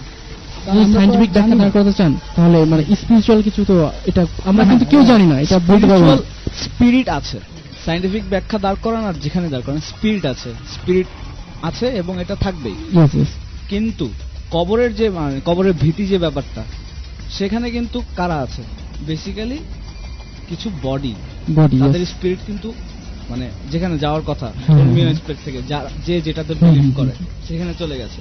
অতৃপ্ত আত্মা বলে যে ব্যাপারটা আছে, যে আত্মাগুলোর মানে যে আত্মাগুলোর সৎ কার্য করা হয় না, অথবা যে আত্মাগুলোর যাওয়ার পরে তাদের যে ধর্মীয় রীতি আছে বা যাদের যে বিশ্বাস আছে, সেই বিশ্বাস অনুযায়ী যদি মানে সেই কাজগুলা সম্পাদন করা না হয়, আমরা যতটুকু জানি বা আমরা যতটুকু শুনেছি যে তারা হয়তোবা ঘোরাফেরা করে। আর জিন যে ব্যাপারটা, জিন তো আছেই, জিন থাকবেই, কিন্তু জিনের সাথে এই লাইট মানে আলো জ্বলে ওঠা এবং হ্যাঁ। সাথে করে যে এই নিভে যাওয়া, আপনার শুধু আপনার নানার কবরের ওই জায়গাতে এই জিনিসটা হুম। সামঞ্জস্য না, সেটাই আমি বলতে যাচ্ছি। অ্যাকচুয়ালি বলতে কি এরকম, আমিও কিন্তু এগুলো বিশ্বাস করতাম না, বা এর সায়েন্স আমি কিন্তু এরকম সায়েন্সে বিশ্বাস করি, বা এরকম যেগুলো কিছু নাই, ঠিক আছে। তো কিন্তু আমি নিজের চোখে দেখছি, এবং স্পিরিচুয়াল কিছু সায়েন্টিফিক ব্যাখ্যা বা বিশ্লেষণ আমরা কিন্তু কেউ করতে পারবো না, Right, ঠিক আছে। right, এটাই কিন্তু right. প্রধান এখানে আমি মনে করি, এবং আমি তো এটা নিজের চোখে দেখছি, তো এটা আমি কি বলবো যে এর ব্যাখ্যা কিন্তু আমিও জানি না অ্যাকচুয়ালি। Okay. আচ্ছা, আমরা আমাদের দ্বিতীয় অতিথির সাথে একটু কথা বলি। আর সাইদ ভাই, আপনাকে অসংখ্য ধন্যবাদ। Thank you. আমি কিছু অ্যাড করবো এখানে। হ্যাঁ, প্লিজ। সেটা হচ্ছে যে উনার নানা যেহেতু বুজুর্গ মানুষ ছিলেন এবং এইসব ব্যাপার নিয়ে উনার একটু ইয়ে ছিল, তো মানে হতে পারে যে সেই রাতেই তো হয়েছিল এটা তো আগামী তো আর হয় নাই বা আগেও হয় নাই। সেই রাতে আমার মনে হয় কি একটু অন্যরকম কিছু হয়েছিল, যেটা সেই মানে জিন হোক বা ইয়ে হোক তাদের ব্যাপারটা মানে পছন্দ হয়নি, সেই ক্ষেত্রে তারা কিছু একটা ইনফর্ম করার চেষ্টা করেছে, সেই জন্য হয়তো বা এই ধরনের একটা ঘটনা হ্যাঁ, তাও হতে ঘটেছে। পারে। আর আমি যেটা বলবো, আমার যেটা আর মনে হয়- কবরস্থানের ব্যাপারটা আরেকটু বলি, সেটা হচ্ছে কবরস্থান একটা সেফ জায়গা, সেইখানে খারাপ কিছু হয় না, কিন্তু এমনও না যে জিন হয়তো বা আসতে পারবে কিন্তু না বা এরকম আমরা কিছু না। আমার যেটা মন্তব্য সেটা হলো, ওই যে আমরা বারবার একটা কথা কিন্তু অ্যাড করছি যে বুজুর্গ মানুষের কবরে থাকতেই পারে, হ্যাঁ, জিন সেটাই। থাকতেই পারে, যেতেই পারে জিয়ারত করতে। হ্যাঁ, ওইটাই, এটা কিন্তু আমরা ওইটাই আগে আমিও বলবো। শুনেছি। হ্যাঁ, তো হ্যাঁ। তেমন হতেই পারে। So, খারাপ কিছু হবে না, এটাই এটাই, হ্যাঁ, এটাই, এটা- এটাই। এটা হলো সেখানে ব্যাপার। খারাপ কিছু হবে না। খারাপ এটা কিছু হলো হয়, safe। আসলে। আমি যেটা মানে অ্যাড করতে যাচ্ছিলাম যে ওই যে সেজদার মতো করা, হ্যাঁ, হ্যাঁ, তারপরে ওই উনি যে জিনিসগুলো ব্যবহার করেছেন সেগুলোর জন্য আলাদা এক প্রকারই মানে একজন মৃত মানুষ হ্যাঁ, হ্যাঁ, তার পূজা কিন্তু টাইপের, সেই তাই তো? aspect-এ না, পূজা তার টাইপের বলতে কোনো চাচ্ছেন? ক্ষমতা নেই। হ্যাঁ, একজন হ্যাঁ। মৃত মানুষ, তার কিন্তু কোনো ক্ষমতা নেই। হুম, হুম। শুধুমাত্র আপনি একটা জিনিসই করতে পারেন মৃত মানুষের জন্য, তার মাগফিরাতের জন্য। হ্যাঁ, হ্যাঁ। আপনি তার কাছে কিন্তু কিছু চেয়ে লাভ নেই। হ্যাঁ, হ্যাঁ। মানে সে কিন্তু out of world, out of everything, Yes, yes. তার মাগফিরাতের জন্য, তার রুহের শান্তির জন্য আপনি উপরওয়ালার কাছে দোয়া করতে পারেন। হ্যাঁ, হ্যাঁ, But ওইটাই। তার কিন্তু ওইরকম কোনো পাওয়ার নেই। হ্যাঁ, ওইটা ওইটাই আমি, বলতে যাচ্ছি যে এগুলা যে চলছে, এই জিনিসগুলো হয়তো বা মানে এই জিনিসগুলো হয়তো বা পছন্দ হচ্ছে না, আল্লাহ তাআলা এই জিনিসগুলো পছন্দ করেন না। এটা ওয়ান কাইন্ড অফ শিরক যেটা বলি, মানে কারোর সাথে কারোকে শরীক করা। আমরা একমাত্র ওই আল্লাহর দিকেই মাথা নত হুম, করবো, হুম। এরকম আমাদের ধর্মীয় বিশ্বাস। Yes. তো হয়তোবা ওই জিনিসগুলো পছন্দ না দেখেই হয়তোবা একটা মিরাকল বলে একটা কথা তো আছে, হ্যাঁ, হ্যাঁ, ওইটাই এরকম ভাই। কিছু একটা হয়তোবা ওখানে ঘটেছে। সেটাই আমি বলতেছি। আপনাদেরকে হুম। ইন্ডিকেট করা হয়েছে যে আপনারা পালন করেন, একজন মানুষ জিয়ারত করেন, জিয়ারতের নামে এই শ্রদ্ধা, মৃত ব্যক্তির প্রতি শ্রদ্ধা দেখানো অন্য ব্যাপার, এইভাবে শ্রদ্ধা না। মানে ধর্মীয় যদি ভাবে, মানে যদি মানে গরিব মানুষকে খাওয়ানো হয়, গরিব মানুষকে হ্যাঁ, ইয়ে ওটা করা আমি হয়, বলতে এটা চাচ্ছি, একটা different, আমি কিন্তু একটু সেই বলি, জায়গাটা আমি- একটা আমি একটু বলবো, হ্যাঁ, হ্যাঁ, এক মিনিট বলবো ভাই, উৎসবের মতো। যে আপনি যেটা বললেন যে পূজা টাইপের বা সেজদা করা বা ওনার জায়গাটা ঢেকে দেওয়া, এটা ওই যে বললাম উনি বুঝে উঠবো, ঠিক আছে উনি মারা গেছেন, কিন্তু এখন যে গ্রামে কিন্তু ওই যে মারা গেছে বা ওরকম আলো লাইট দেখছে, তো ওনাকে অনুসরণ করা, পূজা করা, মানত করা, ঠিক আছে, এগুলো কিন্তু মানুষগুলো ওইগুলো দেখে করবে, তো এটা তো ওনার দোষ না, এটা আমরাই করে নিচ্ছি, এটাই কিন্তু রাইট। সেটাই বললাম যে হুম। ওনার দোষের কারণে হ্যাঁ, কিছু না। হ্যাঁ। আপনি ওনার জন্য মাগফিরাতের জন্য হ্যাঁ, দোয়া হ্যাঁ, করতে হ্যাঁ। পারেন, তো আপনাদের কর্তব্য যেটা হুম, হবে হুম। মানে এই ব্যাপারগুলা মানুষকে Yes, yes, yes, yes, yes. Mass concern যেটা হ্যাঁ, কুসংস্কার কিন্তু আমাদের গ্রামে কিন্তু বা গ্রাম অঞ্চল অনেক জায়গায় আছেই, তো আমরা যদি ওটা করে নিই তাহলে ওনার দোষ না, ওটা সেটা আমাদের দোষ। মসজিদে যে হুম, হুম। আপনাদের হুজুর আছে, তার থেকে মসজিদে যদি রেগুলার বলা হয় ব্যাপারগুলো, তাহলে হয়তো বা আপনাদের এই সমস্যাগুলো মিটতে পারে। হ্যাঁ, হ্যাঁ। এই টাইপের হয়তো বা আর কোনো সমস্যা আপনারা নাও দেখতে পারেন। জি জি জি, ওইটা ওইটা। ওকে, ধন্যবাদ ধন্যবাদ সাইদ ভাই। সবাইকে। আমরা আলিম ভাইয়ের সাথে একটু কথা বলবো। ওকে, আলিম ভাইয়ের জন্য যে প্রথম প্রশ্ন কি আছে, আর আমার যেটা প্রশ্ন আছে যে আমার ওই ব্যাপারটাই একটু মানে খটকা লাগছে যে আপনার মাছ ধরছেন, মাছ থাকছে না। জি আপনি বলেছেন যে আপনি কনস্ট্যান্টলি তাকিয়ে আছেন জি হাড়িটার দিকে, বাট তারপরও থাকছে না, তো চোখের সামনে থেকে হাওয়া হয়ে যাচ্ছে, এটা একটু কেমন অ্যানোয়িং লাগছে না? চোখের সামনে বলতে আমি যখন পরবর্তী মাছটা নিতে যাচ্ছি, আর ভাইয়া যখন মানে জাল থেকে বলছে যে মাছটা ধর, যখন নিয়ে পরবর্তীতে রাখতে যাচ্ছি, তখন দেখছি আগের মাছটা নাই। ওই সময়টার ওই মাঝখানে- ওই সময়টা মনোযোগটা মানে একটু সরলেই 5 সেই সময় সেকেন্ড, আসলে 5 মাছটা সেকেন্ড হারিয়ে 10 যাচ্ছে। সেকেন্ড যে মুহূর্তটা, ওই মুহূর্তটা ঠিক পরে মাছটা পাচ্ছি না। আচ্ছা, আমি আরেকটা জিনিস একটু ছোট করে যদি বলবেন, আপনার কখন চোখ যায় ওই বট গাছটার দিকে? হ্যাঁ, আমি এখনো যদি যাই সাধারণত না না না, আমার প্রশ্ন হলো ওই দিন ওই সময়ে আপনার কোন মুহূর্তে, মানে যখন মাছ যাচ্ছে বারবার আপনি দেখছেন যে মাছ থাকছে না, আমি- তখন কি আপনার একবার চোখ যায় বট গাছের দিকে? হ্যাঁ, আমার যখন আমার ভাইয়া বলছে তুই ডাঙায় ওঠ, ডাঙায় উঠে তুই পাতালটা নিয়ে দাঁড়িয়ে থাক, ঠিক তখন আমি আশেপাশে একটু তাকাই যে আসলে কে নিচ্ছে? কে নিচ্ছে, আসলে আমাদের আশেপাশে কেউ আছে কিনা এটা দেখার জন্য, তখনই আমার বট গাছের দিকে চোখটা যায়। আচ্ছা, ওকে। আর আমি আরেকটা প্রশ্ন তখন করিনি আপনাকে যে এটা আসলে অপ্রাসঙ্গিক, বাট তারপর আমি জানতে চাচ্ছি যে আপনি একটা মেয়েকে দেখেছেন, লাইক আমরা শুনি যে মেয়ে মানে ভূত বলেন বা স্পিরিট বলেন বা যাই বলেন, যে এরকম অলৌকিক ঘটনার সময় দেখা যায় যে চোখ সাদা হয়ে থাকে, চুল এলোমেলো, সাদা কাপড় পরা, এরকম কি কিছু দেখেছেন আপনি? না, আমি সাধারণত দেখছি সাদা কাপড় না, রঙিন পোশাকই পরা, মানে নর্মাল যেরকম মানুষ নর্মাল জওয়ানি এটা মানুষ মানে থাকে। আপনার ওই কিন্তু- পোশাকও দেখা যাচ্ছে। হ্যাঁ, পোশাকও দেখা যাচ্ছে, কিন্তু শুধু তার মানে বুক থেকে উপর, আচ্ছা আচ্ছা। হ্যাঁ। উনি যে বসে আছে এই অবস্থা, পাটা কিছু দেখা যাচ্ছে না, শুধু উপরটুকু দেখা যাচ্ছে, এবং তার চোখ দুটো মানুষের মতন স্বাভাবিক চোখ আমার কাছে মনে হয়েছে, কিন্তু উজ্জ্বলটা বেশি, মানে আলোর যে আভাটা তার চোখের Like ভিতরে glow ফুটে উঠছে। করতেছে জিনিসটা। জি জি জি, হ্যাঁ, আর মানে ফেস কি নর্মাল মানুষের মতো, সে বসে আছে একটা ডালে? হ্যাঁ নর্মাল, কিন্তু যে আলোর যে ব্যাপারটা সেটা আমি ফেস করছিলাম, আলোর যে ব্যাপারটা সেটা তার মানে চেহারার ভিতরে এত আলো দেখছি, সে আলোটার কারণে মানে বট গাছের পাতাগুলো আলোকিত হচ্ছে। আচ্ছা, মানে লাইট ছড়াচ্ছে জি, তার জি, চেহারা এবং জি। body। ওকে, তোমাদের কিছু জিজ্ঞেস করো। এইখানে বলা যায় যে উনার ভাই দেখে নাই, উনি দেখেছে শুধু। সেই ক্ষেত্রে আসলে ব্যাপারটা উনার তখন আপনার বিভ্রম- বয়স কত ছিল? তখন আপনার আমার বয়স? আমার বয়স 14 বছর। 14। তো ওই বয়সে ভয় থেকে কি হ্যালুসিনেশন হতে পারে? হ্যাঁ, অবশ্যই হতে পারে। হ্যালোসিনেশন যে কোনো সময় হতে পারে। যে আচ্ছা, কারোর আপনি সাথে। কি মানে মেয়ে, এরকম একটা মেয়ে যে আছে বা মারা গিয়েছে আজ থেকে 2 বছর আগে, না। এগুলো জানতেন না না। আগে আপনার মা বলার আগে? আমি জানতাম না, তো এটুকু জানতাম যে আমাদের ওখানে একটা মেয়ে বিয়ের রাত্রে সুইসাইড করছে, শুধু এটুকু জানতাম। কোথায় যে করছে, কে করছে, এটুকু জানতাম না। আমার এই জায়গায় যেটা প্রশ্ন, জি গ্রাম তো হ্যাঁ। মোটামুটি আশেপাশের 100 বাড়ি বা 200 বাড়ি পর্যন্ত সবাইকে চিনি। জি জি, তো আপনি বলার মাঝখানে আপনি যেটা বললেন যে আপনার পাশের বাড়ি পাশের মানে বাড়ি। এক বাড়ি পরে, হ্যাঁ হ্যাঁ, সেই বাড়ির মোটামুটি পরিবার সম্পর্কে, আপনাদের পরিবার সম্পর্কে সবার মোটামুটি ধারণা আছে। হ্যাঁ। সেই বাড়িরই একটা মেয়ে হ্যাঁ 3-4 বছর আগে 3-4 বিয়ে, হ্যাঁ, বিয়ের সময় অবশ্যই। যেহেতু বিয়ে হয়েছে, হ্যাঁ। মোটামুটি সারা গ্রাম হ্যাঁ। জানার কথা, এবং সেই বিয়ের মেয়েটা বিয়ের দিন রাত্রেবেলা, আমার প্রশ্ন আরো বড় এই জায়গায়, বিয়েটা হয়েছে মেয়ের বাড়িতে, তো মেয়েকে তো বররা উঠে নিয়ে যাবে তাদের বাড়িতে, মেয়েটা কেন তাদের বাসায় থাকলো?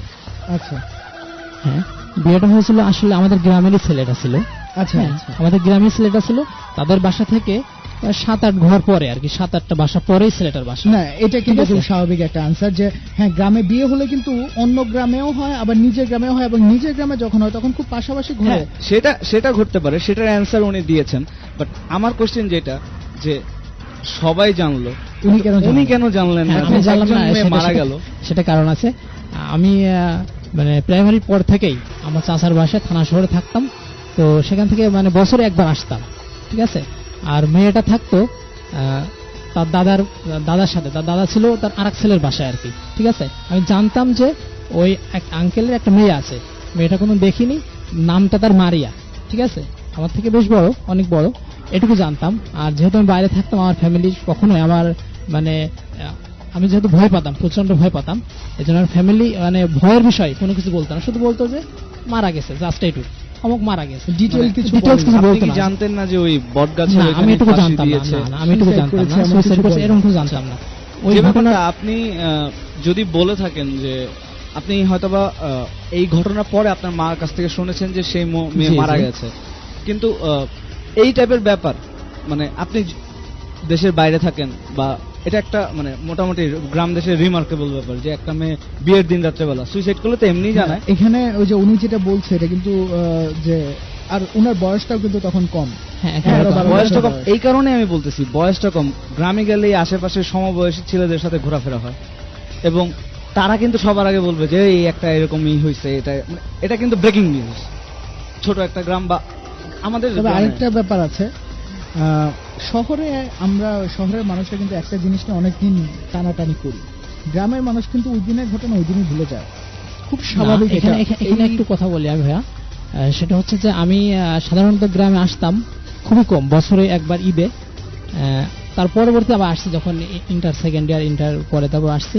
তো ওই সময় আমি মানে আমার গ্রামের কোনো ফ্রেন্ড ছিল না যে কারোর সাথে মিশবো, এবং আমাদের ফ্যামিলিটা খুব, আমার বাপ টিচার ছিল, তো কারোর সাথে মিশতে দিত না, যে কোনো গ্রামের কোনো ফ্রেন্ডের সাথে তুমি কথা বলবা, মিশবে, এমনটা আমার বাপ পছন্দ করতো না। আমি বাসায় আসতাম, সুন্দরভাবে বাড়ির ভিতরে থাকতাম, জোর কি আমাদের মসজিদে নামাজ পড়তে যেতাম, এটুকু। তারপরে আবার তারপরের দিন বাসা থেকে সব কাজ টাজ সেরে আবার চলে গেলাম আমার চাচার বাসায়, জাস্ট এটুকু। এই জন্য আমার এমন গ্রামে কোনো ফ্রেন্ড ছিল না যে তারা বলবে। ফ্রেন্ড হয়েছে পরে, আমি যখন ইন্টারে ফার্স্ট ইয়ার তো- সেকেন্ড ইয়ার পড়ি তখন হয়েছে। তখন তো ঘটনাটা অনেক পরে অনেক হয়ে গেছে, হ্যাঁ। 3-4 বছর, মানে তখন তো আর না, আমার কাছে এর আগে বলবে তো না। আপনি ক্লাস 10-এ থাকতেই মোটামুটি বর্ষার সময় যেখানে হ্যাঁ হ্যাঁ ছিলেন, আর সময়টা কি জোছনা ছিল বা অমাবস্যা ছিল, কোনটা ছিল? ভরা পূর্ণিমা ছিল ওই সময়টা। ভরা পূর্ণিমা ছিল। ভরা পূর্ণিমা আবার- আপনি দেখতে পেয়েছেন, কিন্তু আপনার ভাই পাইনি। না, ভয় পাইনি। আর আমার শেষ প্রশ্ন যেটা আপনার কাছে, সেটা হলো মেয়েটা যেহেতু বিয়ের দিন রাত্রেবেলায় সুইসাইড করলো,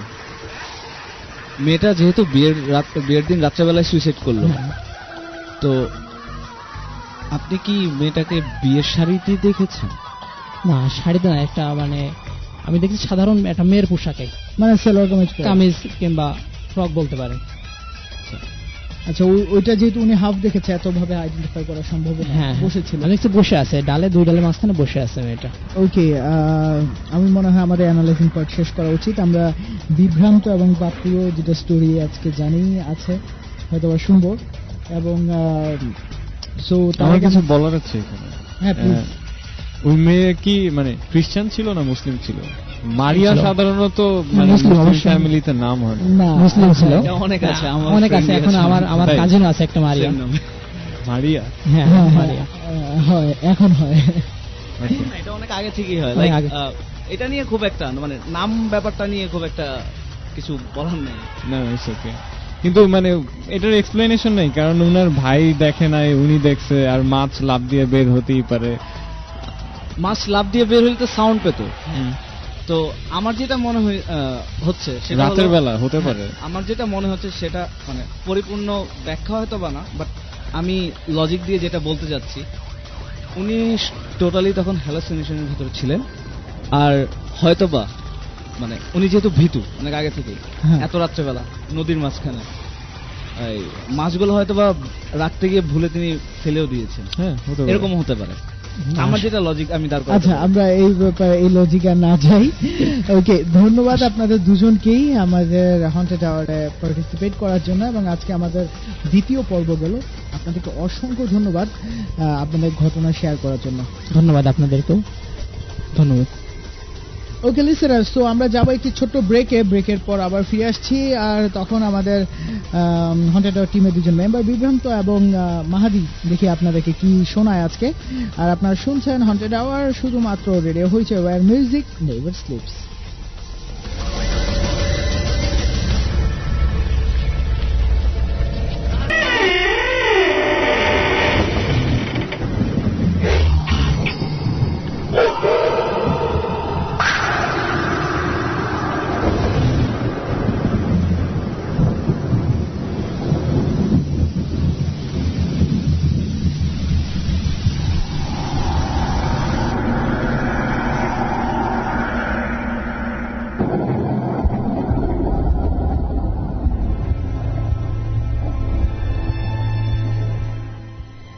হ্যালো লিসেনার্স, শুনছেন হন্টেড আওয়ার, সাথে আছি আমি অভি, আছে বিভ্রান্ত, আছে মাহাদি, এবং আমরা আছি রেডিও হয়েছে ওয়্যার মিউজিক নেভার স্লিপস। একে একে দুজন অতিথি আমাদের তাদের অভিজ্ঞতা, তাদের লাইফে ঘটে যাওয়া অলৌকিক ঘটনা বলে গেলেন, যেগুলোর ব্যাখ্যা কিন্তু আমরা আসলে দিতে পারিনি। আমরা চেষ্টা করেছি, তাতে ব্যাখ্যা আসলে দিতে পারছিলাম না বা দাঁড়াচ্ছে না। ঠিক এমনই ব্যাখ্যাহীন ঘটনা নিয়ে আমরা আপনাদের মাঝে আছি এবং থাকব। ওকে, আমাদেরকে মেসেজ করেছেন অনেকে। আপনিও যদি মেসেজ করতে চান তাহলে মেসেজ করতে পারেন। আর মেসেজ করতে হলে যা করতে হবে তা হলো রেডিও হয়েছে মেইন সাইডে দেখুন সেন্ড মেসেজ টু আর্জেন নামে একটি ট্যাব রয়েছে, যেটাতে ক্লিক করলে ছোট্ট একটি মেসেঞ্জার উইন্ডো ওপেন হবে, যেখানে প্রথমে আপনার নাম লিখুন, নামের পাশে স্পেস আন্ডারস্কোর অথবা ব্র্যাকেট দিয়ে লিখে ফেলুন আপনার এরিয়ার নাম, দেন ইমেল অ্যাড্রেস দিয়ে কন্টিনিউ বাটনে চেপে অল্প একটু সময় অপেক্ষা করুন। লিখে ফেলুন, মেসেঞ্জারটি লোড হওয়ার পর লিখে ফেলুন আপনার যে কোনো মন্তব্য। আর আপনারা চাইলে আমাদের ফেসবুক ফ্যান পেজে জয়েন করতে পারেন, যারা মোবাইল থেকে শুনছেন, এবং ফেসবুক ফ্যান পেজে ইনবক্সও করতে পারেন। আমাদের ফেসবুক ফ্যান পেজ হচ্ছে www.facebook.com/hoichoiradio, HOICHOIRADIO, এবং আপনারা চাইলে হন্টেড আওয়ার পেজেও জয়েন করতে পারেন, এবং হন্টেড আওয়ার ফ্যান পেজটি হচ্ছে www.facebook.com/hauntedhour, HAUNTEDHOUR। আর কেউ যদি ঘটনা পাঠাতে চান আমাদেরকে, লিখে পাঠাতে পারেন, অথবা আপনি ভয়েস ক্লিপ রেকর্ড করে তা অ্যাটাচ করে পাঠিয়ে দিতে পারেন, অথবা যদি সরাসরি জয়েন করতে চান পৃথিবীর যে কোনো প্রান্ত থেকে স্কাইপের মাধ্যমে আমাদের সাথে জয়েন করতে পারবেন, অথবা স্টুডিওতে আসতে পারবেন। আর তার জন্য আমাদেরকে ইমেল করতে হবে। ইমেল করতে হবে যে ঠিকানায়, তা হলো hauntedhour@radiohoichi.com, HAUNTEDHOUR@radiohoichi.com, এই ঠিকানায় আপনি যদি অতিথি হতে চান তাহলে লিখে ফেলুন আপনার নাম, ঠিকানা, মোবাইল নাম্বার এবং আপনার ইন্টারেস্ট। আর স্কাইপ অ্যাড্রেসটা লিখে পাঠালে আরও ভালো হয়, আমরা আপনার সাথে যোগাযোগ করতে সুবিধা হবে, আমাদের সুবিধা হবে। এবং কেউ যদি ঘটনা পাঠাতে চান তাহলে অবশ্যই পাঠাবেন। আপনাদের পার্টিসিপেশন যত পাবো তত ভালো করে আমরা প্রোগ্রামটি করতে পারবো। আর সময় না নিচ্ছি না এরকম নিয়ম বলে আমরা চলে যাই আমাদের। আচ্ছা, বিভ্রান্ত কি কিছু আজকে বিভ্রান্তের কাছে কি ঘটনা আছে? আজকে আমি একটি ঘটনা শেয়ার করব। ঘটনাটি একটি সত্য ঘটনা অবলম্বনে। ওকে, এটি একটি সত্য ঘটনা? হ্যাঁ। আচ্ছা, বিভ্রান্ত, তাহলে আমরা শুনি। ওকে, এটি পদ্মার পাড়ে স্থানীয় জেলেদের মুখে শোনা অনেক গা ছমছমে অভিজ্ঞতার কথা তাদের কাছ থেকে শোনা যায়। বিশেষ করে গভীর রাতে যারা মাছ মারতে যায় তাদের কথা শুনে পিলে চমকে যায়। কয়েকজনের সাথে মুখোমুখি সাক্ষাতে কথা বলে জানতে পারি ভোর হবার খানিক আগে নাকি নদী মোহনায় প্রচুর মাছ পাওয়া যায়। এই লোভে স্থানীয় অনেক জেলে ওই সময় মাছ ধরার জন্য যায়। যারা ওই সময় মাছ ধরতে গিয়েছে তাদের প্রত্যেকেরই জীবনে কোনো না কোনো ঘটনা হয়ে থাকে। খুবই সাধারণ একটি ঘটনা, কিন্তু তারপরও একটু অন্যরকম। সবার প্রথমে যার সাথে কথা হলো তার নাম তৈয়ব মাঝি। নিজের ভাইপো হাসানকে সাথে নিয়ে তিনি এক রাতে মাছ ধরতে বের হন। রাত ৩টার দিকে হঠাৎ করে নদীতে বাতাস একেবারে থেমে পড়ে।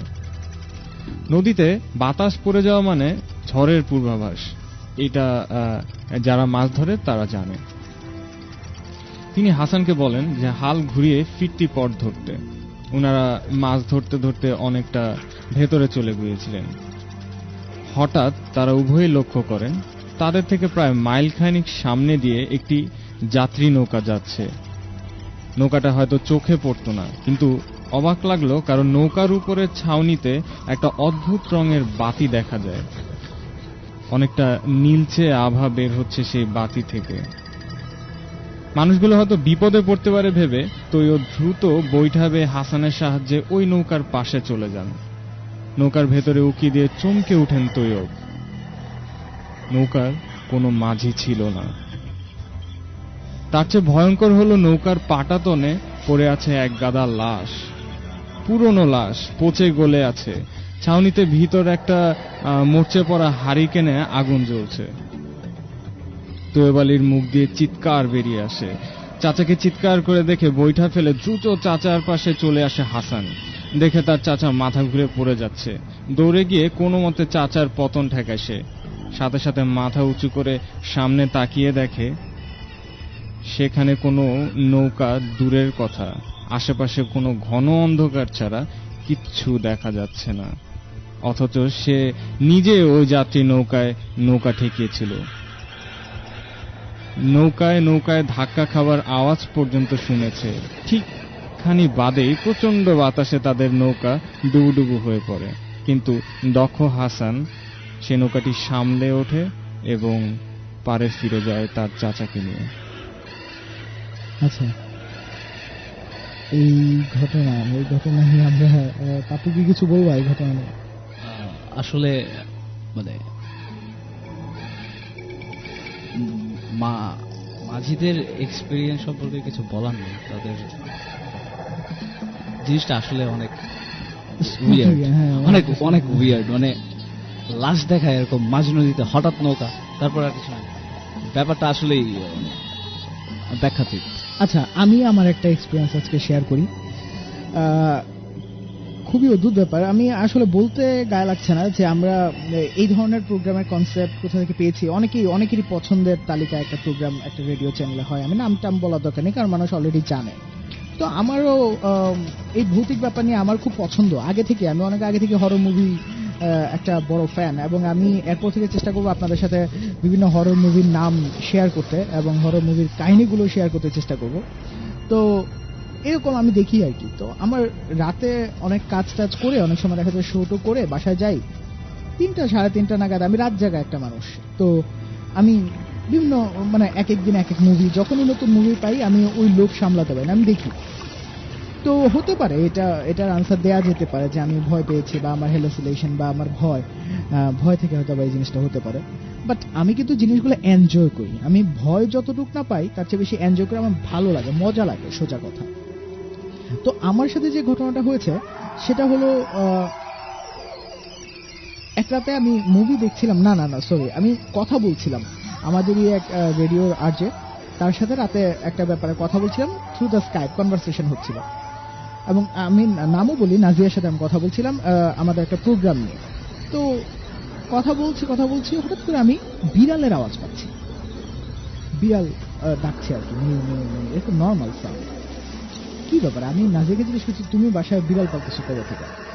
ঠিক আছে, আমি ওকে জিজ্ঞেস করছি আমি কই বিড়াল পাল? আমি কই তোমার এখানে বিড়াল আওয়াজ হচ্ছে। কই আমার এখানে না তো। আমার এখানে কই থেকে আসবে? আমার এখানে তো বিড়াল নাই। আমি হেডফোন নামালাম, ডানে বামে না সাউন্ড, আবার হেডফোন দিলাম, আবার কথা বলছি, আবার কিছু করতে। কি ব্যাপার? সেম। তা আমি বললাম আচ্ছা তুমি ওয়েট করো, আমি একটু দেখি। অবশ্যই হয়ে দেখো তোমার দিকে কোথাও হচ্ছে। তো রাত তখন 3:30 মতো বাজছে, এবং নাজিয়া আমরা দুজন ভালো বন্ধু। আমি বারবার বলছি যে আমরা অনেক সময় রাত জেগে আড্ডা দিই, কথাবার্তা বলি, শো নিয়ে আলাপ করি, এবং সে রেডিওর একটা ভালো পজিশনেও আছে। সো বিভিন্ন ব্যাপারে কথাবার্তা বলতে হয়। তো আমি বললাম আচ্ছা আমি দেখি। তো আমি হেডফোনটা খুলে আমি খেয়াল করলাম আমার ঘরটা যেই মুখে, আমার ঘরটা হাতের ডানে আমার একটা বড় উইন্ডো আছে, বড় থাই গ্লাস দেওয়া, থাই গ্লাস লাগানো। তো আমার রুমটার ডানে আর আমার সোজাসুজি হলো আব্বুর রুম। আর পেছনে আমার ছোট বোনের রুম, দুটো রুমের পাশে আবার বারান্দা আছে। তো আমার মনে হচ্ছে যে সামনে যে রুমটা আছে, মানে আমার হাতের ডান দিয়ে কর্নারে যে রুমটা সামনের দিকে, একবার সেখানে ডাকছে, কিছুক্ষণ পর আবার মনে হচ্ছে ঠিক পেছনের বারান্দা ডাকছে। আমি তো কনফিউজ হলাম কি ব্যাপার, এগুলো ডাকতেছে কেন? আর রাত্রেবেলা বিড়াল কুকুর ডাকলে আমি আগে থেকে যেহেতু আমি এগুলো শুনি, ভৌতিক কাহিনী শুনি, জানি, তো আমি মানে আমি রিয়েলাইজ করি সামথিং ইজ স্পুকি হ্যাপেনিং। আচ্ছা আমি একটু কনফিউজ হয়ে গেলাম, আমার তখন মানে আসলেই তখন আমি ভয় পাচ্ছিলাম যে সামথিং হচ্ছে নাকি। আর লোক মুখে শুনেছি বা বলে, মানুষ এখন বলে, আব্বু বলে যে এইসব নিয়ে নাকি বেশি মানে ঘাটাঘাটি করলে এগুলো নাকি হয় মানুষের সাথে। আমি তখন একটু সত্যি সত্যি ভয় পেয়েছি কিছু হচ্ছে নাকি। এবং আমি আবার রিয়েলাইজ করলাম ডানে বামে। আমি পর্দাটা যে সরাবো, ভাবলাম যে পর্দা সরায় যদি আমি কিছু দেখি তাহলে মানে কিছু যদি হয়, কিছু যদি ভুল দেখি তাহলে কি হবে। তো আমি তারপরও পর্দা সরালাম আর দেখি একটা বিড়াল হেঁটে যাচ্ছে, সাদা, যথেষ্ট বড়। এবং আমার থাই গ্লাস দিয়ে আমি দেখতে পেয়েছি, যেহেতু থাই গ্লাসের বাইরের দিক দেখা যায়, ভিতরের দিক দেখা যায় না, বাইরের দিক দেখা যায়, আমি দেখতে পেয়েছি যে একটা বিড়াল হেঁটে যাচ্ছে। আমার কাছে অদ্ভুত লাগছে একটা ব্যাপার, যে ওই থাই গ্লাস আর জায়গাটা যে এটা 2 ইঞ্চি হবে, 2 ইঞ্চি দিয়ে একটা বিড়াল হেঁটে যাচ্ছে, যথেষ্ট বড়। ছোট বাচ্চা বিড়াল হলে হ্যাঁ অনায়াসে। আবার এটাও আমি এক্সপ্লেনেশন দিতে পারি যে হ্যাঁ হয়, বিড়াল হেঁটে যেতেই পারে, বিড়াল 7তলা 8তলা থেকে পড়ে যায়, তারপরে কিছু হয় না, তো বিড়াল হেঁটে যেতেই পারে। মজার ব্যাপারটা হলো যখন বিড়ালটা যাচ্ছে তখন আমি জাস্ট আয়াতুল কুরসি পড়ছিলাম, পড়ে জাস্ট একটা ফু দিলাম, ফট করে নাকি, মানে ফট করে বিড়ালটা এখান দিয়ে যাচ্ছিল, হঠাৎ করে নেই। এখন হতে পারে খুব দ্রুত বেগে চলে গিয়েছে, বাট নাই। বিড়াল তো মানে এদের চলাফেরা বোঝা অনেক দায়। কিন্তু আমি নিজেকেই ব্যাখ্যা দিতে পারি নিজে এত তাড়াতাড়ি কিভাবে এখান থেকে এখানে, আর এখানে জায়গা কম, এখানে এত বড় বিড়াল হাঁটতে পারাটাও সম্ভব না। বিড়াল কি একটা পার পিছনে আরেকটা পা যখন দিচ্ছে তো একটু কি জায়গা লাগছে না? বা ওর যে থাই গ্লাসটা এবং ওই যে ওয়ালটা, এটা তো বডি লেগে যাওয়ার কথা, বডিও লাগছে না। তা আমি কনফিউজ হলাম পরবর্তীতে যখন ও গেল, তখন আমার মনে হচ্ছিল যে কি আদৌ হাঁটছিল না শূন্য ভাসছিল। যেহেতু মানে তুমি দেখেছো যে ওই বিড়ালটা হাঁটছে, শূন্যে ভাসলে তো পাগুলো আর চলার কথা না। না, আমি পায়ের দিকে খেয়াল করিনি, কিন্তু এত কিছু আমি দেখিনি, এত কারণ 2-3 সেকেন্ড সময় দেখেছি আমি। আচ্ছা, মজার ব্যাপার যেটা সেটা হলো তুমি দেখেছো আয়াতুল কুরসি পড়ার আগে? না, আমি অলরেডি তখন যখন আমি সাউন্ডটা শুনছি, আমি আয়াতুল কুরসি পড়ছি, তখন আমি যখন ভয় পেয়েছি আমি দেখতেছি যে একবার বামে একবার ডানে সারাউন্ডিং হচ্ছে ব্যাপার। তা আমি তখনই অলরেডি পড়ছি, আয়াতুল কুরসি পড়ছি, এবং যখন আমি এটা সরালাম তখন আমি আয়াতুল কুরসি পড়ছি। শেষ হলো, ফু দিলাম, বিড়ালটা যাচ্ছে, মানে বিড়ালটা যাচ্ছে দেখতে পাচ্ছি। আর ওই বিড়ালটা যাচ্ছে মানে কি? বিড়ালটা তো হাঁটছে। হ্যাঁ, যেহেতু বিড়ালটা হাঁটছে, যদি বিড়ালটা ভাসতে থাকতো তাহলে হাঁটার ফিলটা তুমি বুঝতে পারছো না। হ্যাঁ রাইট, এটা সেহেতু সে হাঁটছিল। হ্যাঁ, আর বিড়াল তো বিড়ালের পায়ের যে নিচের যে প্যাডটা, যে মাংসের যে প্যাডটা, যেটার জন্য সাউন্ড হয় না, খুবই স্মুথ, যে কোনো জায়গায় তার হাঁটা চলা খুব একটা ব্যাপার কিছু না। তো এই ব্যাপারটা খুব একটা স্পুকি না, হয়তো তুমি ওগুলো নিয়ে চিন্তা ভাবনা করতে করতে যে ব্যাপারটা হয়েছে তোমার মাথায় চলে আসছে যে হ্যাঁ এই টাইপের কিছু একটা তুমি এক্সপেক্ট করতেছিলে। আমিও হেঁটে গেলে ওর অন্যরকম। আচ্ছা, আমার কাছে আমি পরের দিন আবার আমার কাকে জিজ্ঞেস করেছি, আমার আব্বুকে জিজ্ঞেস করেছি যে আব্বুরা কিছু শুনেছে কিনা। আব্বুরা আমাকে যেটা বললো, যে আব্বু আম্মু বললো যে এই আশেপাশে ওরাও শুনেছে বিড়াল ডাক, এবং বিড়াল নাকি একটা আছে পাশের বিল্ডিং এ থাকতে পারে। কিন্তু আমার কথা হলো, আমি এইটারই আনসার দিতে পারি যে আমি আয়াতুল কুরসি পরে ফু দিলাম, বিড়াল না। যাই হোক, আমরা ঘাটাঘাটি না করি এটা নিয়ে। আমরা একদম শেষ পর্যায়ে আমাদের কি মাহাদি কিছু জানাবো আজকে যেটা জানাবো, সময় যেহেতু নাই, আমি খুবই অল্প করে জানাবো। ব্যাপারটা আবারও সেই আমাদের শাসন করা ব্রিটিশদের এলাকা।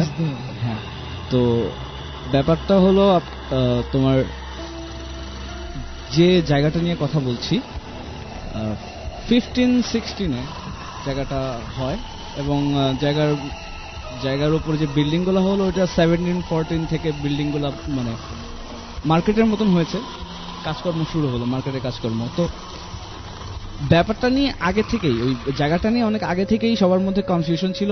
মানে ওখানে নাকি আগে ওই তোমার রাজাদের সময়, আগে তো রাজা শাসন ছিল, এখন রাজা শাসন আছে, বাট তখন তো মানে খুব এক্সট্রিম পর্যায়ে ছিল। এক্সট্রিম পর্যায়ে রাজা শাসন ছিল। তো সেখানে নাকি মানুষ মারা হতো। আচ্ছা, এটা লোকমুখে শোনা। তো মানুষ মারা হতো, প্লাস ওই যে জল্লাদখানা যেটা বলা হয়, যে মানুষজনকে ফাঁসি দেওয়া হচ্ছে বা গলা কেটে ফেলা হচ্ছে, ওই জায়গাটা ওইটা ছিল। তো তারপরে ধীরে ধীরে ওই জায়গাটা মানে 1516 পরে 1740 থেকে সেখানে মানে জায়গা করে বিল্ডিং করে ওখানে আর কি অফিস কার্যক্রম করা শুরু করলো। তো একটা হোটেল, সেই হোটেলের নামটা আমি পরে বলবো, সেখানে মানুষজন যখন বিয়ে করে হানিমুন বা যদি বেড়াতে আসতো তো ওখানে উঠতো। তো ওঠার পরে স্কটিশ কবি রবার্ট বার্নস তিনি ওখানে একদিন ছিলেন এবং তার মুখ থেকেই শোনা তার প্রেমিকা নেন্সি যেটা এক্সপিরিয়েন্স করেছেন যে রাত্রেবেলা যখন দরজা বন্ধ থাকতো, দরজার কাছে ঠক ঠক ঠক শব্দ, আর যারা জেগে থাকতো তারা ওই যে মানুষ মারার সময় যে মানুষ চিৎকার করে সেটা খুব অল্প সাউন্ডে তারা পেত। তো এই ব্যাপারগুলা থেকে মানুষজন ঠিক বুঝতে পারেনি যে আসলে মানে ব্যাপারটা কি। হয়তোবা মানুষের স্বপ্নে জেগে থাকার মধ্যে রাত্রেবেলা বেশি রাত্রে জেগে থাকলে আমাদের যেটা হয়, আমরা অনেক কিছু শুনি, মানে একলা একলা থাকলে অনেক কিছু ভাবতে ভাবতে অনেক কিছু শোনা হয়ে যায়। তো এগুলোর মধ্যে সবচেয়ে কুখ্যাত একটা ব্যাপার যেটা ছিল ওই আমলে সবচেয়ে কুখ্যাত ডাকাত উইলিয়াম বার্ক আর উইলিয়াম হেয়ার, তাদেরকে যে হত্যা করা হলো তাদের শাস্তি দিয়ে তাদের অবয়ব, তাদের হাইট, তাদের মুখশ্রীর মতন অনেকেই সেই হোটেলে যারা গিয়েছে রাত্রেবেলা সিঁড়িতে ওঠার সময় অনেকেই সেই ছায়া দেখতে পায়। এই হোটেল নিয়ে এখন পর্যন্ত কথা আছে, এখনো নাকি স্টিল নাও যে যারা আর কি গেস্ট যায় হোটেলে তারা সেই ছায়াগুলো দেখতে পায় এবং মাঝে মাঝে টেম্পারেচার বাড়ে কমে। ওই আগে যে চিঙ্গেল হল নিয়ে যেটা আমি বলেছিলাম যে হঠাৎ করে টেম্পারেচার বেড়ে যায়, হঠাৎ করে টেম্পারেচার কমে যায়, এরকম এখনো হয়। তো জায়গাটা হলো এডিনবরাতে, হোটেলটার নাম খুব সুন্দর, আচ্ছা, white heart hotel in. White heart hotel in. তো যারা আর কি সেখানে আছেন অথবা আমাকে শুনছেন, আপনারা কেউ দেখে আসতে পারেন।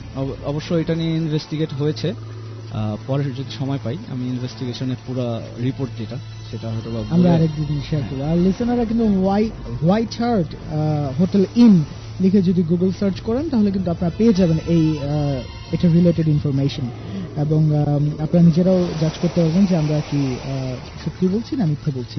যাই হোক, শেষমেশ কিছু মেসেজ পড়ি, আর মেসেজগুলো আমাদেরকে ইয়ো কাজী লিখেছেন, ভাই খুব ভালো লাগলো, বাট কবরের কাহিনীটা লেম ছিল। আচ্ছা, বিভ্রান্ত ভাই কি কবিতা বললো নাকি কাহিনী? বাই দ্য ওয়ে মনে হচ্ছে সামনে বুকস নিয়ে কাহিনী বললো। না, বুকস না, জিনিসটা লেখা ছিল। হ্যাঁ, এটা কালেক্টেড ছিল, এটা কালেক্টেড ছিল, দিগন্ত আগেই বলেছে। এই পার্টটাতে যেটা করি আমরা আপনাদের কাছে বিভিন্ন জায়গার যে শোনা কাহিনী অথবা আপনাদের নলেজ বাড়ানোর জন্য অথবা এই বিষয়ে যাদের আগ্রহ অনেক বেশি থাকে তাদের ভান্ডারটা আরো বাড়ায় দেওয়ার জন্য আমরা এই কাজটা করা শুরু করেছি। এবং আপনারা যখন ইমেল করবেন সেটাও আমরা দুটো সেগমেন্টে পড়বো, একটা শুরুর দিকে এবং একটা শেষে, যেটা বিভ্রান্ত পড়বে। সো এরকমই একটা কিছু হবে, সেটার একটা ডেমো দেওয়ার চেষ্টা করেছি। নেক্সট উইক হয়তো আপনাদেরই লেখা কোনো ইমেল আমরা পাবো এবং তা আমরা পড়ে শোনাতে পারবো। এবারের ইয়েটা ছিল কালেক্টেড, নেক্সট টাইম থেকে আপনাদের গল্প পড়ে শোনানো হবে আপনাদের। ওকে, আজকে কিন্তু আমাদের ঘড়িতে সময় একদম শেষ। আমি শেষবার আবার বলতে চাই, আপনারা কিন্তু আপনাদের ঘটনা ইমেল করে আমাদেরকে পাঠাতে পারেন, সাউন্ড ক্লিপ পাঠাতে পারেন, অথবা সরাসরি গেস্টও হয়ে যেতে পারেন বাসা থেকে অথবা পৃথিবীর যে কোনো প্রান্ত থেকে থ্রু দ্য স্কাইপ। আর কেউ যদি সরাসরি গেস্ট হতে চান তাও সম্ভব, জাস্ট আমাদেরকে ইমেল করে জানাতে হবে আপনি কোনটা করতে চান। লিখে পাঠাতে চাইলে লিখে ফেলুন ইমেলটি আর কেউ যদি গেস্ট হতে চান তাও আমাদেরকে জানান, নাম, ঠিকানা, আপনার ফোন নাম্বার সহ, এবং যেই ঠিকানায় জানাবেন তা হলো hauntedhour@radiohoichoi.com, HAUNTEDHOUR@radiohoichoi.com, এই ঠিকানায় হন্টেড আওয়ারের পেজে আরো ডিটেইলড ইনফরমেশন আপনাদেরকে দিয়ে দেওয়া হবে। এবং আজকের প্রোগ্রামের সাউন্ড ক্লিপ আপনারা পেয়ে যাবেন আমাদের সাইটে। কালকে যারা শুনে মানে আপনাদের কোনো বন্ধুকে শোনাতে চাইলে তাও শোনাতে পারবেন, আর ইউটিউব তো আছেই। তো আশা করি সাথে থাকবেন। আজকের মতো বিদায় নেব। বিদায় নেওয়ার আগে একটাই কথা বলছি যে অকল্পনীয় বা অলৌকিক যে ঘটনাগুলো আমাদের জীবনে ঘটে তা কিন্তু আসলে ব্যাখ্যাহীন, বাট আমরা ব্যাখ্যা বের করারই চেষ্টা করছি। আর ব্যাখ্যা জানি না দিতে পারবো কিনা বা আদৌ দেওয়া সম্ভব কিনা, তারপর আমাদের চেষ্টা অনবরত চলতেই থাকবে যতদিন আপনারা পছন্দ করবেন। হন্টেড আওয়ার রেডিও হচ্ছে নতুন অনুষ্ঠান, এবং হন্টেড আওয়ারের সাথে আপনাদের থাকার জন্য অসংখ্য ধন্যবাদ। বিদায় নেওয়ার আগে আমি চাইবো মাহাদি এবং বিভ্রান্ত বিদায়টা নেই। লিসেনার্স, আগামীতে আরো কিছু স্টোরি, আরো অন্যরকম কিছু হবে আশা করি, আরো ভয়ঙ্কর কিছু হতে পারে। তো সেই পর্যন্ত বিদায়।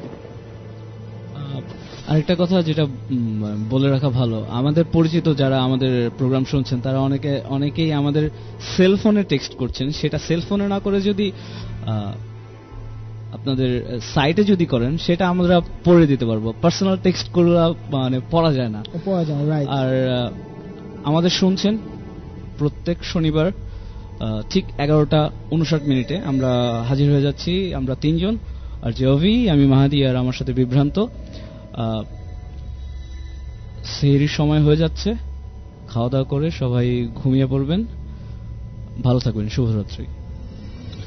আর শেষমেশ বিদায় নেওয়ার পালা এবার আমার। আপনারা সবাই ভালো থাকবেন আশা করছি। আর ঘুমানোর সময় লাইটটা মাঝে মাঝে না বন্ধ করে ঘুমালেই কিন্তু ভালো হয়। সবসময় কিন্তু লাইট অফ করে ঘুমিয়ে পড়লে হয়তো বা মনে হতে পারে আপনার পাশে কেউ ঘুমাচ্ছে। ভালো থাকবেন, সুস্থ থাকবেন। Stay safe and be safe. Take care.